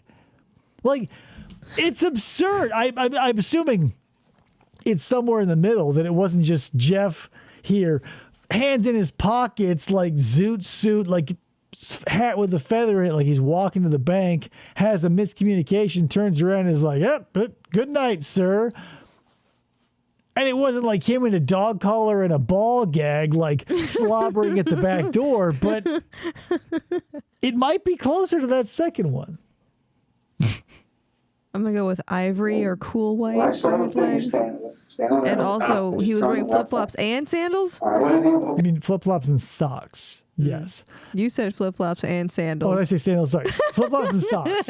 It's usually the That's combo worse. with sandals and socks. Because with sandals, oftentimes you won't have the thong. the thong that splits your big toe from the rest of the little piggies. And that's why you can almost justify it mechanically. Yeah. Because you go, okay, socks and sandals, you're never getting laid unless the person you're laying is the same. I picture the Adidas sandals that just have like the Velcro top. Either, like, those are slides. Those aren't sandals. But yeah, Those slides. are sandals. Yeah, those are slides. Sandals are like a Birkenstock. There's got to be heel strappage. If it's just a slide, it's a slide. Those Adidas things are slides. Moral of the story is, anytime your toes are cleft by a peg, a spike, a nylon cord of any kind. What do you do with those fucking socks, dude? Like, the inside of your big and first toe is going to be just thrashed. Unless it's your day-to-day thing in which you probably have a callus as thick as a phone book, in which case, like, don't go outside. Stop it. Okay, what did he say to you then? When you were turned around and he was walking back, what did he say to you then? Stop, please. And what else was he saying to you? Stop, please. Let me see your hand. What else, Jeff? I don't recall everything he said. I just said, stop, please. It was so complicated. It was like, stop, police. He mentioned my hands. He told me to get on something he called the ground. It was just a whirlwind of detail that how can you expect me to take in as a police officer? Like, sure, details are important, but when I'm the criminal, cut me some slack, bitch. Come on, man. So I realized, oh, it is, please. So I turned around and walked back. My mind was elsewhere. And by elsewhere, I mean in the walls of the house I was trying to break into. So come on, man. Fuck you and shit. Give me a break. A break. I mean, if I realized at first he was Officer Zimmer, I'd have just kept walking right toward him. All right, but my initial With his thought gun was, pointing was at me. someone that lived there. I was, oh. All right, that's it. Yeah, you know it's not good. You know That's it. it's not good. That's it. Because the scenario doesn't fit. And you know the scenario doesn't fit. That's There's- it. I'm waiting for him to say, what do you want me to tell you? Like Sarah Boone says. If this were an interaction between two police officers, like the body language alone is like, this is what you would see backstage at a Maury show or a Sally Jesse Raphael show before the drill sergeant comes out and like scares him straight. It's just like, he's just a fucking salty little toddler bitch who, and that's the thing, a lot of people, because most people are unwilling or uninterested in engaging with people who are like this. So they go, okay, whatever, you'll get that check cashed for whatever thing you're complaining about because the person you're dealing with will never see you again. Right. The person at the Burger King, the Dairy Queen, the wherever you go where you fucking make a big hassle, they're going to go, whatever. Just leave my life forever. But like when you come into entanglements with police, those people don't fuck off. You can't be like, fine, like I'll be just so annoying that you'll forget that your job is to prosecute me. Yeah. And here comes also BS, but I think you've seen me interview enough people that I'm just laying it on the line to you. No, I understand. Something is wrong. All right, Something's wrong. I understand. You think something's wrong. I'm convinced. I'm convinced something's wrong. Everybody Whatever was scared convinced. that woman was not me. All right? The only time I walked in that house is when I encountered Officer Zimmer. That's it. All right? I wasn't there before that at any other time. Whatever scared her, whatever it was, all right, or whoever it was not me. I did not do it. I was not the one that was up there. All right? I walked up between those houses, and boom, there was Zimmer. Okay. All right? All right. But again, But I don't understand. you do understand because I understand. It is you're sitting here trying to say I've done something wrong. I mean, you're saying that. I'm telling you, I didn't do anything wrong. I wasn't there doing anything with ill intent. Whatever started it was not me. Wasn't me. Okay. I mean, the definition of minimizing, right? Like, I wasn't there with ill intent. Why were you there, right? Well, I wasn't there with ill intent. It was not in non-malicious content he had in his heart. He goes, you know what? I'm hopping in my truck with no malicious content.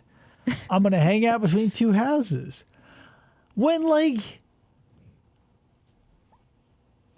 I don't know. Is there has to be, obviously, because we're watching it in real time, but like the amount of, there's no other word for it, like delusion, like the fact that you can look at reality Yeah, there you go. 375 years. Almost as much as, Holtzclaw, right? But yeah, people Also, are getting, hello, Amy Ramirez. what's up, Amy Ramirez? Almost as much as Holtzclaw. But yeah, I don't know, man. It's just like everything about this is so frustrating, but it's just hilarious enough that it's not pushed over the edge for me.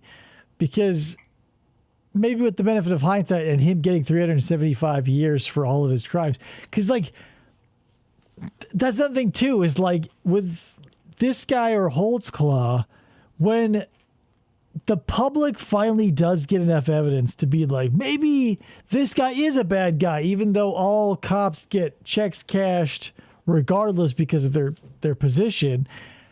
Once that switch is flipped, we go, now let's fry this fucker. And BT Dubs, he was sentenced to 440 years. I thought there was Holtzclaw, right? Jeff Palo proclaimed his innocence Tuesday as judge sentenced him to more than 4 centuries behind bars for a series of brutal... Well, maybe he got time off with good behavior. But yeah, Holtzclaw got triple digits too. And like, that's the thing. I don't even know if Larry Nassar got 400 years.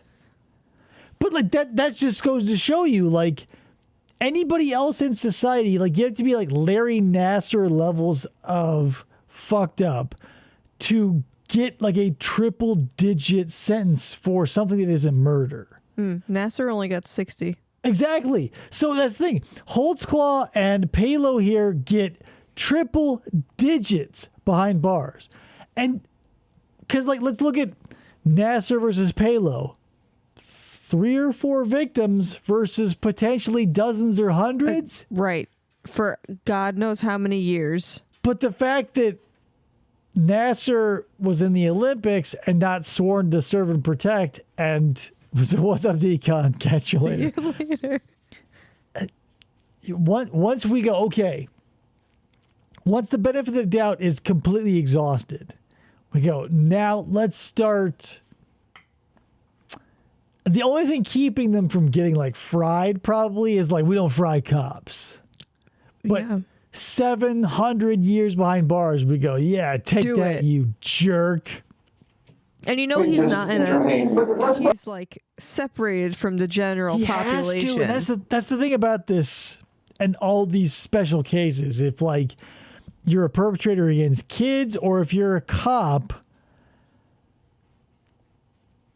I mean, you might as well just like Epstein yourself, possibly.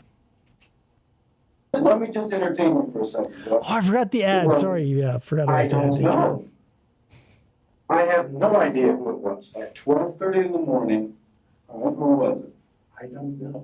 I forgot. Sorry. I do not know. No one else has been up here telling us, hey, I went by that house at 12:30 last night, except for Jeff Pelo. And Jeff Pelo says himself, I was there. Yes, I was there. All right. Who else was there? Something started off this Rube Goldberg contraption that ends in you in an interrogation room. And if I weren't the one to start the marble down the chute that flips the man into the pan that sends the net down on the mouse, I would be like, hey, it ain't me, and here's who I saw. But if you were the one to start this mousetrap, Yeah. who are you going to point to? Like, well, the victim was being a bitch?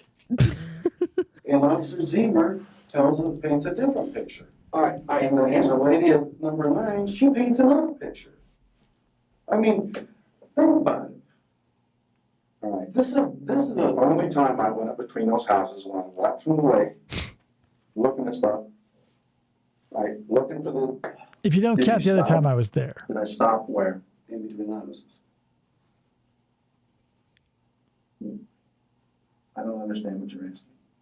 When I walked from the lake and walked up and met Officer Zeman, did I stop between the houses? Prior to seeing Officer Zemer, did you stop between the houses?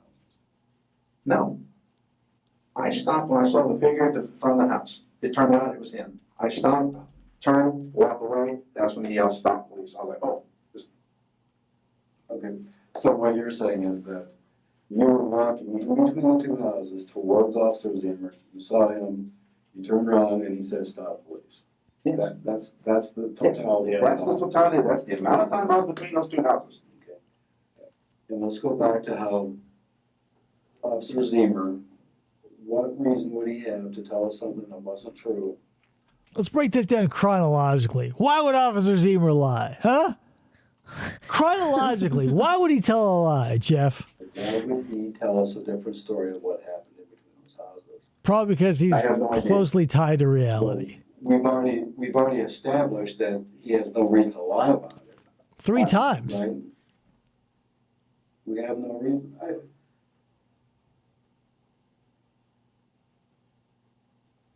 Jeff, you know,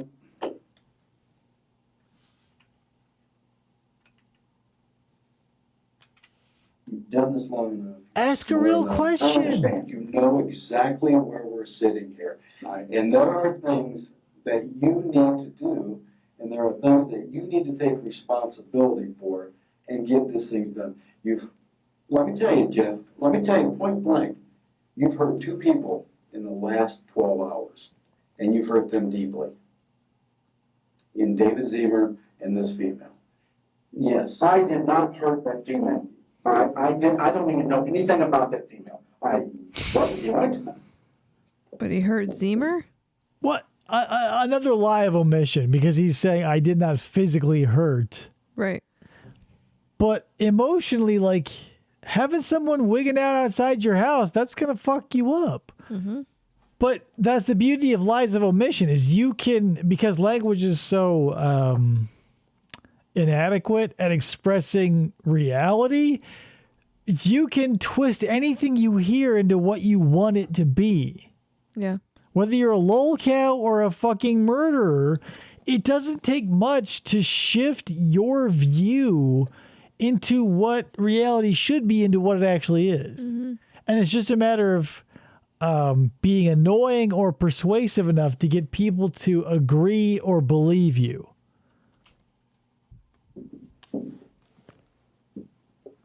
The only time I went between those two houses is when I went to Lake to go to the road. The only time. But that's not what David is saying. I don't know what his perception of the situation was. He has, did I pause and turn to go away? Yes. Did I realize, if I realized at first that it was a police officer, I wouldn't even have paused. I'd have kept on walking. Period. All right? I wasn't doing anything wrong. I had nothing to hide. If I'd have realized it was a police officer, anyone, Zemer, anybody, I'd have just kept on walking when he broke stride. I thought it was someone that lived there. I was like, oops. I mean, the dog was barking. You thought it was someone who lived there, so you were going to try to get away from the person who was living there? What? Yeah, I was just walk out and start with that. Look, I'm just telling you things that you're telling Right. me. That doesn't make sense. Obviously. It doesn't make sense. I'm just being real with you, Jeff. I understand. I don't know what else to tell you. I wasn't doing anything wrong. I did not. The only time I went between those houses is when I walked up and met Officer Zemer. I did not do anything to anybody anywhere last night. Period.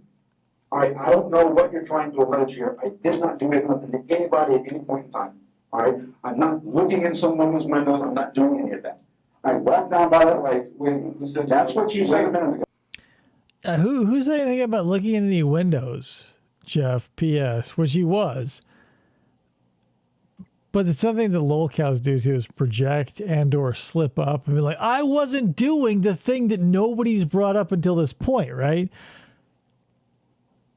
Another reason why like a lawyer is essential, because you may, even if you're not guilty of something, you may throw out like, I wasn't doing this, I wasn't doing that. Whereas if you're just an idiot throwing out scenarios in which you think you might be implicated and one of them happens to be true, that only serves to hurt you, because remember, can and will be used against you. It's not if it's fair we use it. They can and will, and oftentimes they will. They'll play this whole footage.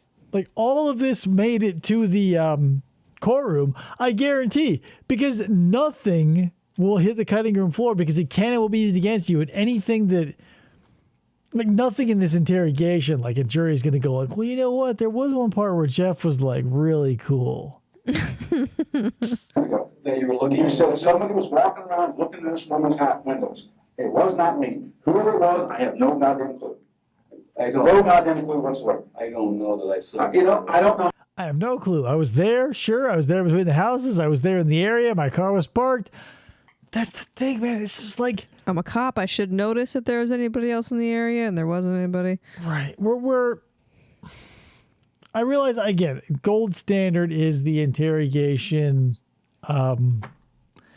confession, because we're living in the 40s mentally, apparently, but obviously if you got 4 centuries, they were able to put together a strong enough case that swayed the average man. Huge, because it was only he got convicted for a total of 4 attacks. Yeah.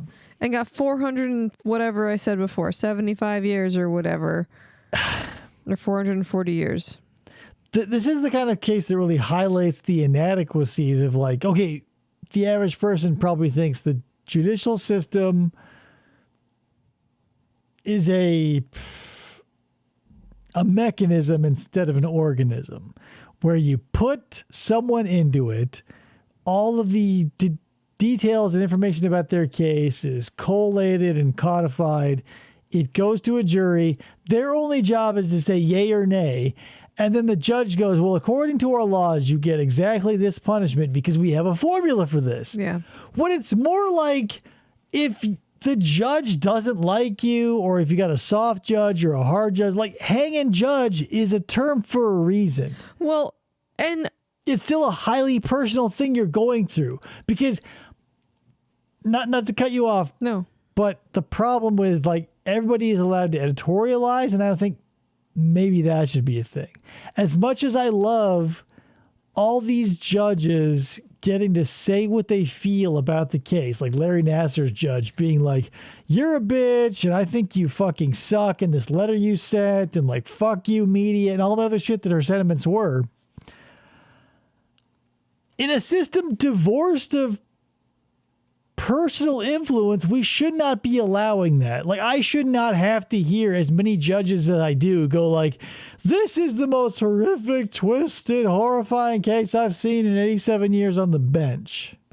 Right. That does nothing. We just want to get a little emotional frosting on whatever judgment we get that's appropriate. But again, you can be like everybody in Murphy, Texas, and if you get a judge who's like, I don't like the way TCAP and perverted justice did their shit, case is dismissed. Go predate our children, you magnificent bastards. It's down to how the judge feels, by and large. Right. They can say it's a punishment of between 20 and 347,000 years. Yeah, because if you got a guy who's like, all right, you've been a good boy up until now. That one murder was kind of a rough one. 14 years behind bars. Or you get a guy who's like, it's your third offense. You were caught with 1/8 of a gram of heroin for the third time. Enjoy life in prison.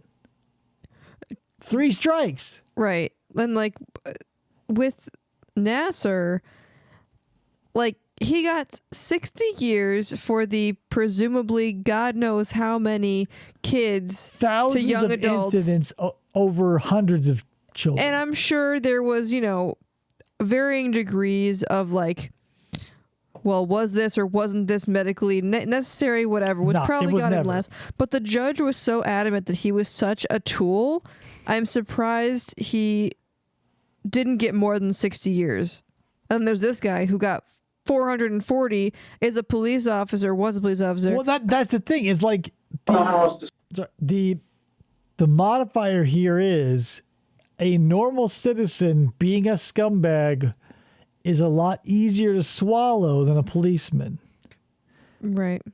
Because if Larry Nassar didn't have to take a class on right and wrong, you didn't have to take a class on how to handle suspects. He wasn't taught how to deal with human in an appropriate and ethical way as put forth through the police academy and all that stuff. Through society. Laws are made by us, the people. And so if you're going to say, I'm going to uphold these, then you have to do it too. You have to do it.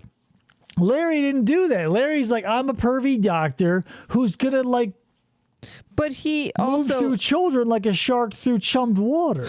Yeah, but doctors also have to go through their whole whatever it's it called. Doesn't matter. I can't think of it. Culturally, if that's the thing, is like when police in normal life are the exact opposite on the spectrum of like pedos in jail. Cops and military personnel, by and large, get a respect check cashed to them regardless because they wear a uniform and they devoted their lives to something that most people would say they wouldn't do, but mostly agree it's okay, even though they can't really say how. Yeah. Nobody wants to think that, oh man, was I the idiot for cashing that check to everybody in a uniform, even though we're all humans and all susceptible to corruption? No, I'm not the one in the wrong. They're double wrong because I was right and they're wrong twice. So instead of 60 years for 375,000 incidents of sexual assault, we'll throw Jeff here in prison for 4 centuries for 4 instances. Yeah. To say it. Nice all right? one, humans. All right, the truth is the truth. I've already told it to you, and that's that. I don't know what else to do. Excuse me for getting pissed off here, but Pardon my attitude, but fuck it. I didn't do anything wrong. I was just walking All right? between I did not houses. do anything wrong. I like lakes. From the lake. Period. I don't know how else to God do it. I damn. don't know how I else want to to do move it. there. I don't. I I don't. like tubing. I like jet skiing. I like going to lakes. I like As it's drinking happened on a in the past, tube. you know, and I'll just tell you, I'll tell you point blank. I don't think the story is exactly the way you're telling it. That is the softest, Yeah. butteriest point blank you've ever heard. Point blank would be like, Jeff, you're a rapist, and we know you've raped between 1 and 5 people. That's point blank. Not, I'm going to be point blank and fucking straight up honest with you, Jeff. I don't entirely believe that you are being 100% honest about the situation at hand, given all the variables. Whoa, what a hardball. Jesus, blistering. How did mean, Jeff survive that look at him. unvarnished truth? He acted like he got hit by a fireball just now. like Mack truck of truth coming Jeff Palo's way. Look at him. His head is already turned because he already got smacked with the fucking... Yeah. 18-wheeler of truth. I don't know what Dave Senior told you. All right, His legs I don't know what his cannot be perception more of it open was. right now. But Like, the only for time I real. His perception's right on, Jeff. His perception is right on. Right on, Exactly dude. right on. Radical. We're both balding, Jeff. Tell me the and, truth. and, 2 men with cul-de-sacs can bond more than any other men. And here's the real story of it all, Jeff. You're the one who has to answer for it. Seriously. David Zimmer was on patrol. answer. I'm not alleging he did anything wrong. All right, Allegedly. I'm not. Not Again, allegedly. I don't know what his perception of it was. I didn't do anything wrong. And I had no ill intent. All I did was walk in that lake and up between those houses. All right? You know, now I'm sitting in an interview room being accused of being a criminal. Honestly, I should have turned and walked back 50 feet and walked up onto the cul-de-sac that's right, not cul-de-sac, yeah, cul-de-sac is right there.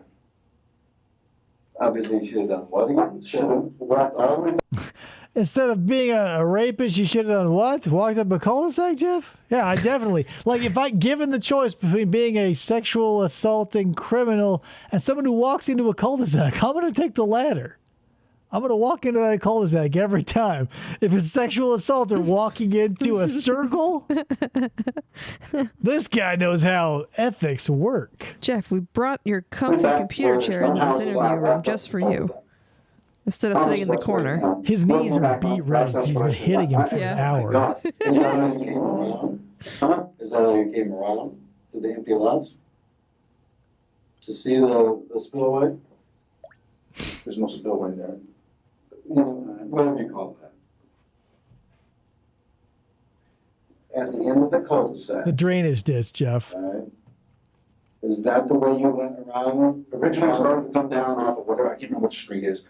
Come down, all right, I didn't want it, so I walked up on the street, whatever that street's called. I can't remember the name of the street. Andy Not Ford. important.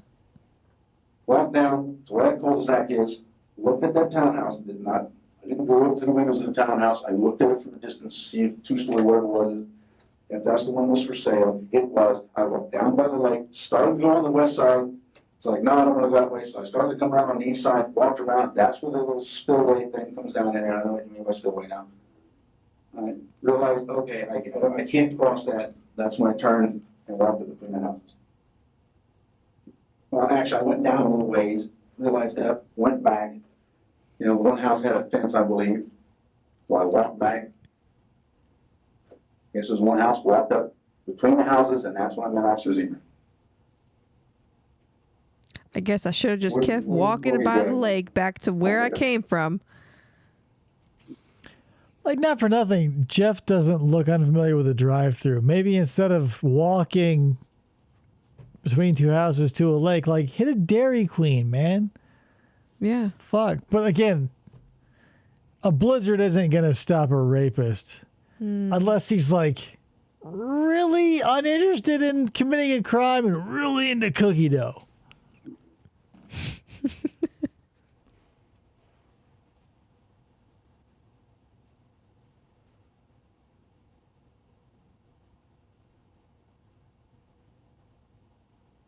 If you're playing bingo. I want you to take a minute and think about what we're talking about. Because if you take a minute and you think about it, and you put all... I don't have to think about it. You put That's all, what happened. You put all the things together, Jeff. That happened. All right. Again, And you come up to a conclusion. how it may seem, is not, It's just a coincidence. It's just a coincidence. I didn't do anything wrong last night. I didn't do anything to anyone. You trespassed, so there's one thing. Again, You didn't do anything to anyone. I didn't do any one thing to anyone. Trespassing is a crime, right? Private property. That's the thing. It's a gray area. Like, it's one of those things where, like, the law works in such a way, like, where if you do petty things, basically what will happen is you get told to fuck off. Yeah. But if you do something bad enough, they'll find every little thing to get on you. Right. So let's say, you know, he was trespassing, but he was stone sober and it was all a misunderstanding. And maybe he broke a couple ordinances or misdemeanor things that technically he could get snagged for, but they go, get the fuck out of here. The second it crosses that threshold into serious, they go, all right, guess what? Since we're doing the paperwork, we're going to make it worth our while. So one crime is now 12 charges. Right. Yeah. It's like, And that's why those things exist, is because you got the guys who support the spirit of the law, where you go, yeah, you know, I know what you were in. Basically what's going on here, like, let's fucking knock it off or whatever. And they go, you know, disperse. And you get that sort of thing. But if you get a guy who's a letter of the law, it's written in such a way that, yeah, jaywalking could get you 17 different charges because it's like a D&D rule book that never gets revised. It's just more and more pages are added. Oh, hey, Decon's here. Just kidding. He'll pop up again like a whack-a-mole. yeah, it's like take a drink every time Decon shows up and leaves. I didn't do anything to anyone. All right, let me back up again and talk and let's put real things into real scenarios, Jeff. If this is happening to your wife, would you say that you didn't do that person didn't do anything to your wife? I didn't do anything to anyone. Not the question, Jeff. Yeah, Shut no. the fuck up and answer the question. I'm sorry, because this is a pet peeve of mine. And I'm not even a detective. I ask oftentimes questions I feel are reasonable and answerable. But if you're in a mood to not answer, or you don't want to answer, and you don't want to say no, or I'm not going to answer, or you just want to fuck with someone, you do shit like that. Instead of just like what the detective is saying and being straightforward and being like, all right, fine, I'll stop asking. I don't know. There's just a whole bunch of pet peeves coming together because lies of omission on top of like a straightforward, misunderstandable question is asked, hangs out there in a speech bubble. Everyone acknowledges it, to which the person who should be answering pops it and goes, I don't know what you're fucking talking about. I didn't do anything. It's frustrating, bros and bras. I don't know what happened last night. You're asking me to make a comparison, and I have absolutely no idea what you're talking about as far as what happened to that woman. He didn't ask you to compare. No, he asked you what you would do if your wife had that happen to her. Someone was skulking around the outside of your wife's bedroom. And you come out there and you shine a flashlight in his eyes, and he goes, hey, I'm just walking to the lake. Would you be like, oh, yeah, right on your way, sir? Enjoy the view of the dog run between my house and this person's house. Obviously, I've overreacted. Have a good night. My name is Jeff Pelo. Not a part of it. I don't know anything about it. Obviously, if somebody was terrorizing my wife, I'd want to do something about it. Terrorizing? Who said that? I didn't do anything to anyone. Well, let me ask your definition of terrorizing somebody. Also, who said terrorizing, Jeff? Like I said, if someone was outside your wife's window, right? I mean, granted, this other police officer did say how traumatized this lady was to have a person walking around. Right, but that's different. Being traumatized is one thing because, you know, oh, that's a reaction to something that may or may not have happened. But if he's saying terrorized, that's a thin but bold line we have crossed. Oh, to me, traumatized and terrorized mean like the same thing. Okay, that's the beauty of human interaction too. Like where that seems like a line to me where I'm like, who said terrorized? Somebody's projecting here. Me walking from that lake and walking up between those houses and meeting Officer Zimmer is not terrorizing someone. Okay, I'll give you that. I didn't. I'll give you that. That's the extent of what I did. You're free to go, Jeff. I'll go ahead and squash this 4th century prison stint. You go ahead and take off. Okay. All right. Let me rip up this paperwork. If that's what you happened, later, Jeff. I'll give you that. It's not if. That's what happened. Well, but we have others who say otherwise. Two others, Jeff.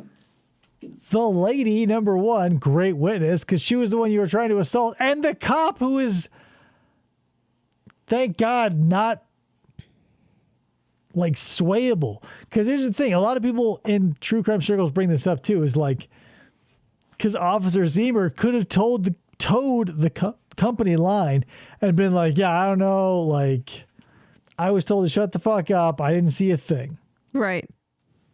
I mean, this is something. So credit to him. You can't just explain why. I can't explain it. I didn't do anything. Okay, let's go back to you define what terrorizing is. Terrorizing. If someone's looking in your window, is that terrorizing? I wasn't looking in anyone's window. That's not what I asked. If someone were to look in a window, would that be terrorizing? It's a yes or no question. The answer, I wasn't looking in a window, means yes. I wasn't.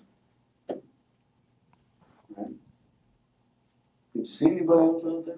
No. I wasn't looking for anyone else. Right. But I mean, at 12:30. Aside from my victim. I mean, what? I mean, what? Zimmer, Officer Zimmer. There was a swan. Did they mention the swan? There was a drainage ditch. Well, you would I know that was somebody else out there. Yes, it did. Begging for more characters at this point. I would take a swan, a duck, a mallard, like maybe he saw a mud skipper or a mud puppy. Anything, something to whip up this narrative into something exciting, because all of our characters are houses, lakes, fences, and other non-anthropomorphic items, save for when Officer Zimmer shows up. Right. Yes. All right. If they're up on the road or up between houses where I'm not at, I don't know. I wouldn't have seen them. Yeah, because typically when like someone is terrorizing a couple streets over, I'll call the police freaked out and be like, get to my house because 2 streets over, a weirdo's being weird. That's how people act when they call the cops. I think we're getting mixed up on. That's the 3 count for decon. Back at it again. Woo. Yeah, there was somebody else there. Take a There was drink. one person. No, sorry, he's gone. Oh. Right, on the street up, I don't know on the street up part. All right, but, you know. I think we're getting 2 different ideas of what terrorizing somebody is. You keep on saying, I didn't do anything to that woman. I didn't do anything to anyone. We haven't even gotten a single idea of what terrorizing is, Detective. No. He has not answered any question, I don't think. I don't think so. Unless this detective ever asked, what were you doing while you were moving from the lake to somewhere else, which I don't think was. Okay, I'm not saying that this person was, someone broke into their house or anything like that. All right. All right. I'm not saying that. I'm not saying that she was physically attacked or anything like that. I'm glad nothing like that happened. Right. However, but for a young female, Sexually attractive, huge jugs, shapely ass, Jeff. Huh? Sound like someone you want to victimize, Jeff boy? Huh, buddy? The hell? having someone looking in her windows or trying her doors is But I didn't do anything like that. Yeah, like that was a particularly large jolt, right? Because usually he gets a jolt that'll throw him into a stance like the frog on the proverbial dissection table with the electrodes on his genitals and go like, "Huh." But that was a big one. Like that was a straight up toddler. Like I've got a 4-year-old. That was bullshit he pulls when he's in trouble. Like, ah! This is a cop who's also an adult. Like, this isn't kindergarten cop. I'd expect a kindergarten cop to be like, you damn criminals. This is an adult. Look at his hairline. Hello? His hair. Right. All right. I didn't do anything like that. Jeff. All right. I wouldn't do anything like that. Jeff. I simply looked at that lake, Simply. wrapped it between those houses. I was simply looking at a lake. How many times have you looked at a lake, detective? Or you in the audience, someone in the typing square. Give me a reasonable estimate of how many times you've looked at a lake. It's probably triple digits, if you're honest with yourself, and you don't live in a place where there's a constant drought. I live in Arizona. I've seen a lake in the triple digits. Doesn't rain a lot here. Think about that. Jeff is innocent. The end. Case The closed. story wouldn't have been- Thanks for watching. He's guilty, obviously. I walked around and right, again, I did not do anything to anyone. I'm innocent. I didn't do anything to anyone. I know, that's what you're saying. I know that's what you're saying. That's what happened. All right, it's not what I'm saying. That's what happened. I didn't do anything to anyone. But that's not what 2 other people say. All right, what did the other 2 people say? All right. What a great time to ask, right? Like somewhere around the 8th or 9th times, the detective is like, well, the other stories are different and also consistent with each other. Like every other criminal I've ever experienced in a situation like this where they go, whether it's what's your face and Ruben who killed her kid or any of these numbnuts who are just stupid, like they'll drop hints like that's not what the other party and or multiple parties are saying. And I don't know how to take it because it's not like it's an indicator of innocence or guilt. Like if they jump at it immediately and go like, well, what are they saying? It just feels like they're immediately trying to get as much information as possible to craft their narrative. But if they go a long time without even addressing the other points of view or diminishing them like Jeff has, I don't get that strategy either, because it's not like at the end of that rainbow, he's got the truth on his side. Because if you were confident in your position, or if I were in this situation, I knew I were innocent, I wouldn't give a fuck what other people were saying, because I've been in that situation where somebody can lie. Yeah. Can they get a leg up and fuck you over? Sure, but ideally, whatever. If you are raised in an idyllic situation, your parents instill trust in you for other people. They'll say, the truth always comes out. By and large, that's probably right. The problem is how fast. Because if it happens quickly and they go, hey, you're not guilty. We found evidence there was someone else that did this crime. And you know what? Sorry about that awkward couple of minutes. You have a good day, sir. Or you spent umpteen years in jail and DNA exonerates you, or there's something that... So yeah, the truth, hopefully, or like your Caligula, or not Caligula. He was a monster. Nero. The Roman Emperor Nero kind of gets a bum rap because he was playing his fiddle as Rome burned. Maybe not the most accurate situation. However, he had to carry that legacy of being a shit ruler and person for centuries until someone overturned some other leaves. Right. But that goes both ways, too. You can be seen as a winner of history only to actually be a shit stain that we probably shouldn't have glorified, but that's just it. By the time the shit hits the fan, proverbially, it might not matter anymore. Like if the truth of Jeff came out after he was dead and we go, God damn it, we could have put him in jail for 4 centuries. You missed the opportunity. Well, Officer Heimer, okay, his sequence of events is a lot different than your sequence of events.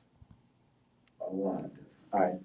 And to the point, and let me reiterate, that you just flipped him out. Because I don't know how I flipped him out, but apparently he was flipped out. Yeah. He said you weren't yourself.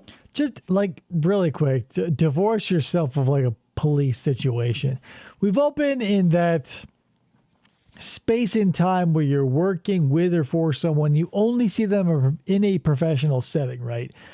You see them in professional attire, whether it be a suit or a dress or something. They always have a, that work aspect about them because you don't see them in a personal setting. Mm-hmm. That is jarring seeing, like, let's say someone in your work group quits and they say, oh, we'll have a going away party at a bar. And then you see what these people really act like and wear IRL, essentially. Yeah, I've seen that. It can be wildly disorienting and shocking. And those are just regular civilians.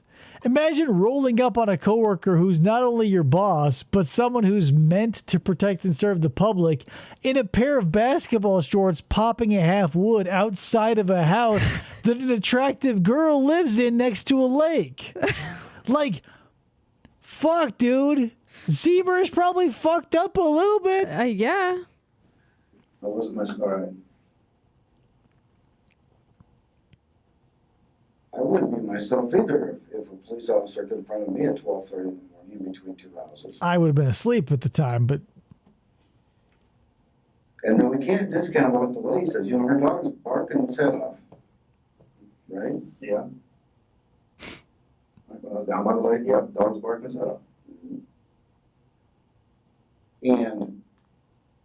Well, any dog was barking, I don't know where it was at. Okay. I don't know what house the dog was at. It was just a dog barking. And why does she have any reason? Places where sounds come from are not important, especially if you're in law enforcement. Like if you hear something, doesn't matter which direction it comes from, like the origin, like what it is even sometimes. You just go like there was a noise. Like every policeman should aspire to be like Chief Wiggum, where he goes, following a car. It's red in color. I'm on a road. I'll be directly under the Earth's sun now. These are the types of things we expect out of our police officers. Because if somebody came in telling me that they heard a dog from a specific direction and even were able to discern its size within 10 or 20 pounds, I'd go like, what are you? And call down here and say, hey, this is what's happening in my house. Not once, but twice, and also calls her brother. And again, I don't know who was messing with the lady. It was not me. All right? Not Obviously, me. somebody's messing with her in whatever fashion it was. I don't know. Whatever fashion it happens to manifest itself in. This lady's being harassed. I'm there. I don't see anybody. So whoever they were was doing it very quietly. I don't know. Whatever form or fashion. It wasn't me.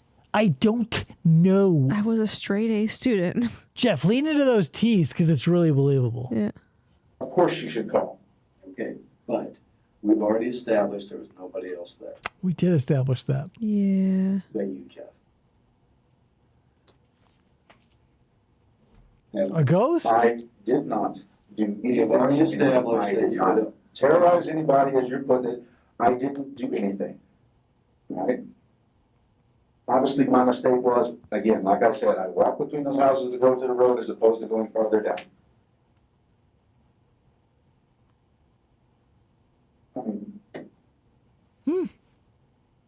The end. You're That's free to it. go, Jeff.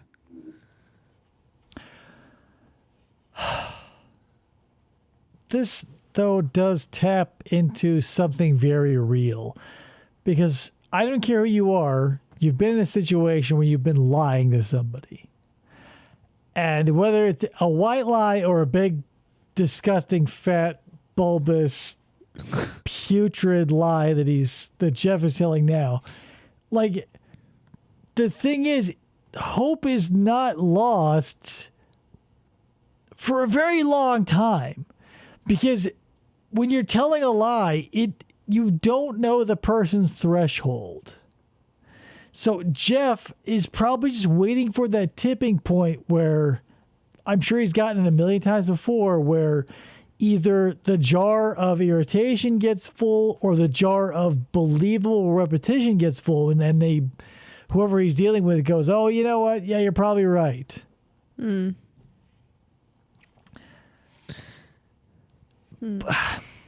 don't know. It's the same. Yeah, I heard a dog about 30 pounds. Gotta go. Somewhere about a 57-pound dog. I gotta get the fuck out of here. That's not Jeff Palo. He goes, I heard barking. It may have been this way, that way, somewhere between 6 inches and 37 miles from my ear. I didn't know what to do. I'm just a simple cop. Like he's a farmer of the Dust Bowl, for fuck's sake. There's No, there's not more than that. That's all. I did not do anything else. I Did not do anything did not else. do anything else. I did not do anything to anyone. All right? You know, what specifically happened, I don't know. I did not. What's When specific? you have time, I walked between Not those houses. intentional. I apologize. I don't know, you know, yes, I'm not gonna apologize for being angry. I'm being accused of doing something I had nothing to do with.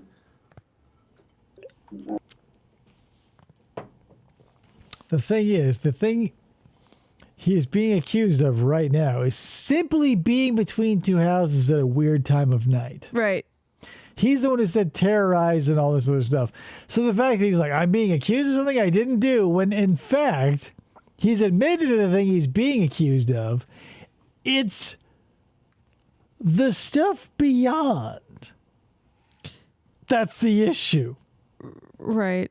And again, like, I know you say that terrorize and traumatize are two different things, but like the other cop did say, like, he's mentioning terrorized because that other cop said that she was all. Well, not only that, like it's not a matter of like, because being traumatized, like being afflicted emotionally by anything is a highly subjective situation. Right. somebody can, like people went to World War II, came back and didn't wig out, but also people came back with shell shock. You don't know what's going to be traumatic or not. But when it's a two-party system, it's hard to say. Because, like, if dude's weird but doesn't realize his weirdness, he could traumatize someone inadvertently. But the second there's a third perspective, that's what you need. Because two balls in a void, you don't know. Because they may be moving, they may be stationary, you don't know, because there's no third point of reference. When Zemer comes in and he is not connected necessarily to the situation or the woman, that's what collapses this waveform. Yeah. You know what I mean?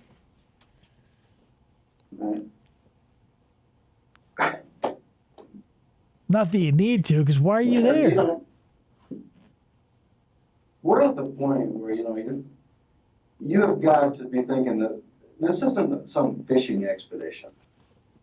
We just didn't pick you out of the clear blue sky to come in here. No. It's not even like this was a case that's been ongoing. Like they weren't like investigating a serial rapist or a serial attacker. Like that would work if like with Federico Gondola, they had a mountain of evidence to be like, you killed these people. We know exactly why. Let's go for the thing. This isn't like, it's not like we pulled you out of the clear blue sky. They don't know his MO. They don't know the rash of victims. Right. It's just been one weird incident. So the clear blue sky thing seems like a vestigial part of the program that should have been cut out. Because it's not like, we could pull you out of a clear blue sky. He was found in between the two houses. Like I'm annoyed that I have to keep saying that he was there because he said it enough. By the lake. It's a drainage ditch. Correct. Obviously. Again, the only thing I did was walk from the lake in between two houses out to the road. I was going to go to the road. And when I realized somebody was up there, I was like, and turned to go back, and that's what he said. And I turned around and came back to him. Okay. But we're leaving out this. We're leaving out you standing up against the wall like this. That did not occur. I wish we could see what he's doing. I'm sure his back's to the wall, but I would like to picture him face to the wall, cheek pressed firmly legs against. Spread. Yeah, legs spread like basketball shorts, just riding up the crack of his ass. And an officer confronting you twice. That did not occur. And then you turning and walking away, with your hands right here, and he says, "Stop. Show me your hands." And he has, and I mean, you've been in the ERU. I understand. You have been in. I understand a lot of things. I understand my history. I understand police procedure. I understand empathy. These are all things I understand. But I didn't do anything. Did they connect to me on a core level emotionally?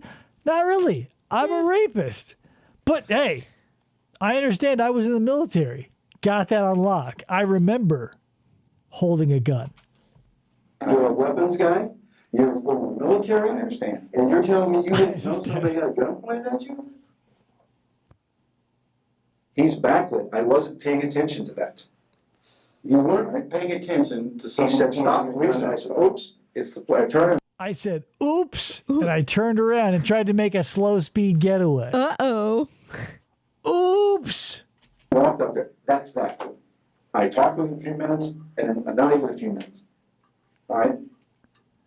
I put my finger to my chin like this while I was holding my giant lollipop and my golden curls and my fucking Lord Fauntleroy get up I was wearing. I go, whoopsie doodle, I must have gone up the wrong gangplank. And the mean old police officer said I was a rapist. He's obviously on a call. Obviously. Because very few police officers on or off duty want to hang out between two indistinct houses by a lake. Right. Zemer wasn't there for the fuck of it. There's all kinds of problems. And I'm not here to sit here and tell you that it's all rosy and all that kind of stuff, but no. Look at the way he's sitting. And you know where I'm coming from, because I've told you. I am not buying what you're telling me. Nobody is. For 1 second. For 1 second. You know that I've done this for a long time, and you've done it for, Yes, I and am. you have done it for a long time. And I understand that too. Officer, it. can you please make a list of the things I understand so we won't have to circle back around? I would like to spend as little time as possible understanding my own personal history, and I would like to spend a little more time talking about the 2 houses I was in between. And that lake, And man. I know you, I know. And you know what?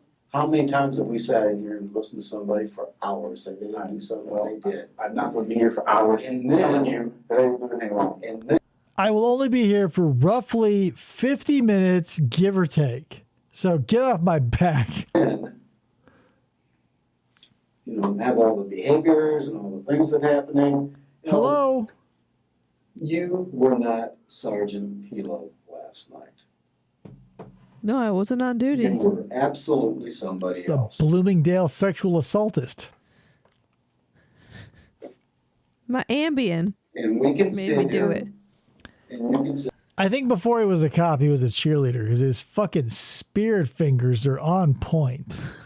Like if you were to watch Bring It On or Bring It On Again, I doubt you'd see as much flair and, frankly, just raw talent and skill exemplified more so than my boy Jeff here with his fucking jazz fingers.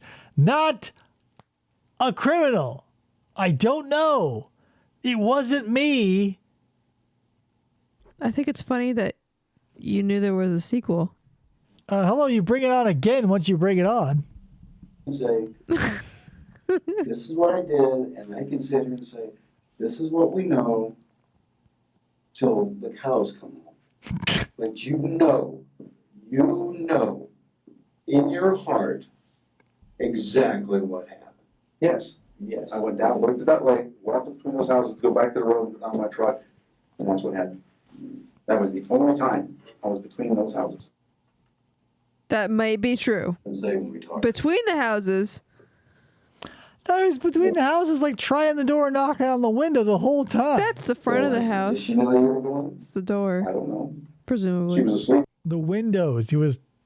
Through the wall. I mean, there's side and like this thing when you're a skulker, like you would have to be like the world's stupidest to try the front door. You'd have to be mentally ill. You would have to be what's his nuts, the San Francisco vampire.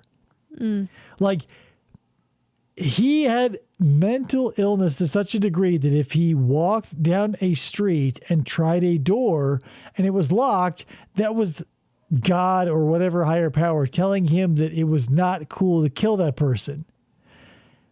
He killed a mom and her toddler because the door was unlocked. Thanks, God. Like, that's the type of level that we're dealing with. Like, it's complete delusion that is trying to be passed off as like, I was just, completely, accidental or unintentional or whatever. It doesn't matter. Like, you can't explain away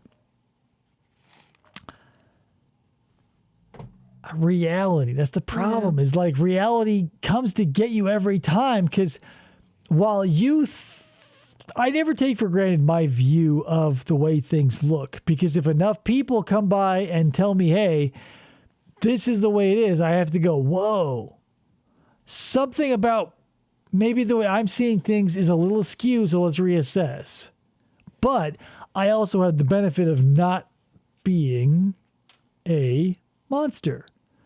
So when these situations arise, I go, oh, you know what? I'll be a little more considerate. Not, oh, you know what? I'll stop the sexual assault spree. Whoops, Sleep when I left.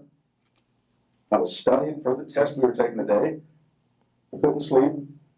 Shaved, couldn't sleep. You know what? Went for a little drive while I was driving. Studied and couldn't sleep. Shaved and then I couldn't sleep. So you know what? Time to commit a horrible act on another human being who's thinking and conscious and has dignity. But you know what? Fuck them. I can't sleep. I'm Jeff. I went back to look at that lake.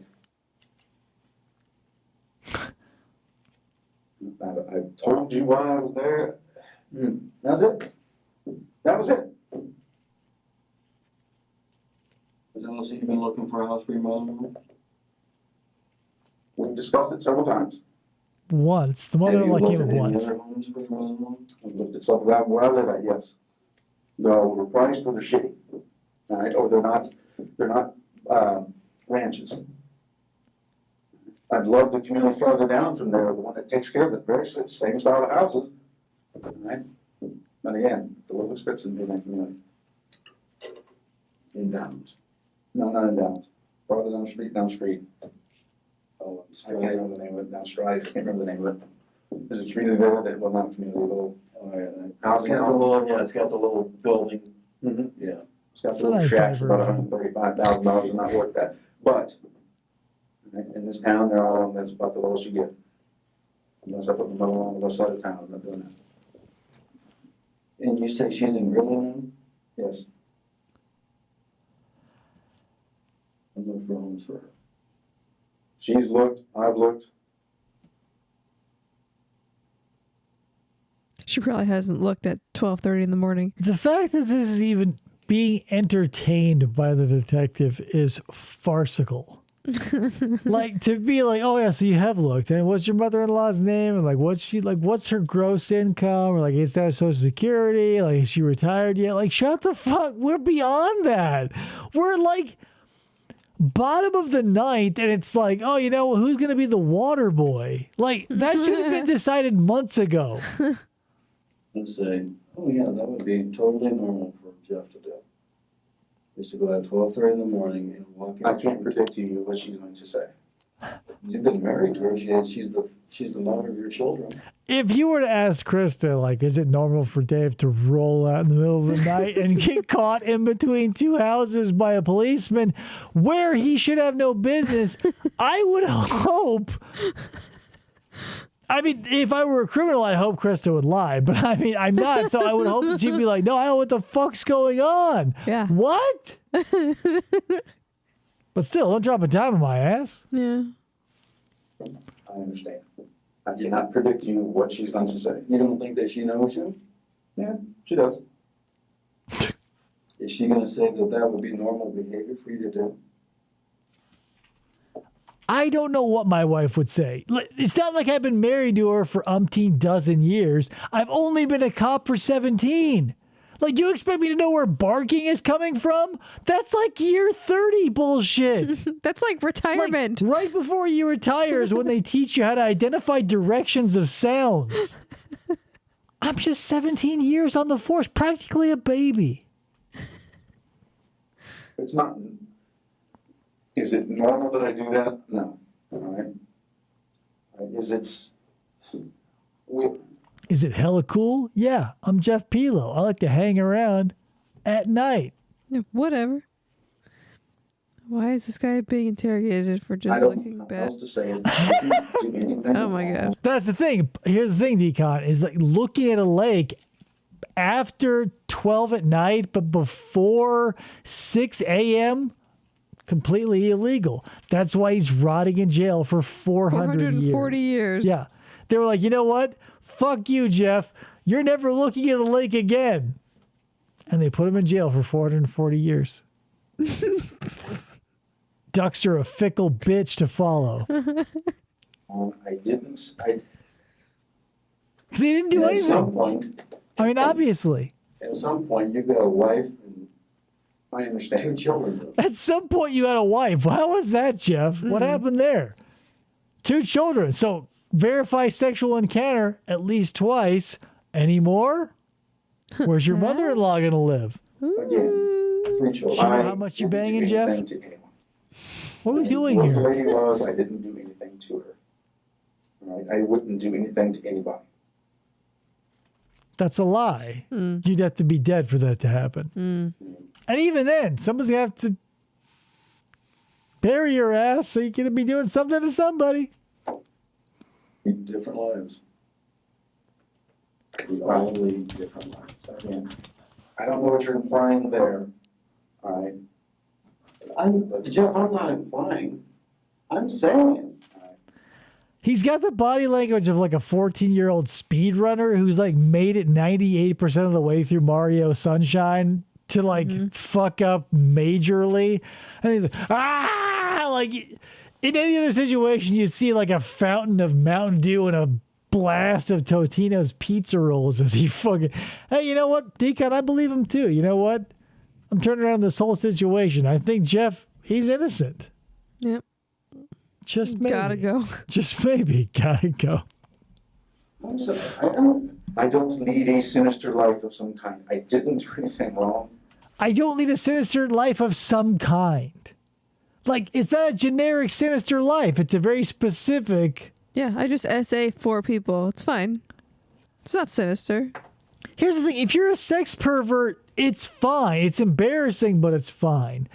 Like, there are so many things that we as humans can get embarrassed about and hide and whatever. And this would be one of the situations where I would come clean immediately. Like if I were ever accused of a murder and they're like, it's whatever, any situation involved, I'd be like, look at my texts. I don't care if you release everything about me to the media. You'll find I'm not a murderer, and I'll deal with being embarrassed later. Right? Like if I would rather, this isn't the case, but I would rather someone find that I've got a bunch of crusty butt plugs or cats of nine tails or, you know, a bunch of weird sex shit that has seen a lot of use than to go to jail. Right. Or prison.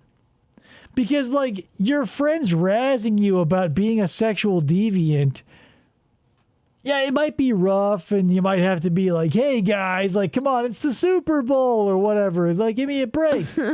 That's different than being like, hey, it's, you know, Toilet Wine Tuesdays, and I'm also going to get pounded because, you know, I've got a prison wife, and it's their turn to be the man or whatever. Wow. Wow. I didn't do anything to anyone. What are you talking about? I didn't do anything to anyone. I did not Didn't do anything to anyone. Not. The cheese bugged me. Didn't. I wear mittens. Mittens. Mittens. Kid mittens. Kid mittens. Your house last night. What common sense was it? Water. All right. Did I have ill intent in my heart when I walked between those two houses? No. Did I have ill intent in my heart? No, my heart was pure. I walked between those houses with a pure, Christ-like, Messiah-level purity in my heart. You know, I bet if you ask Officer Zemer, if he does not say I was 6 inches above the ground walking like the Christ himself on intentions of pure love, I'll go to jail right now, willingly. I'm the next Jesus. Hey, I'm just trying to get to the street. Jeff Palo, not a rapist. Pelo. I had no ill intent in my heart at all last night or any other.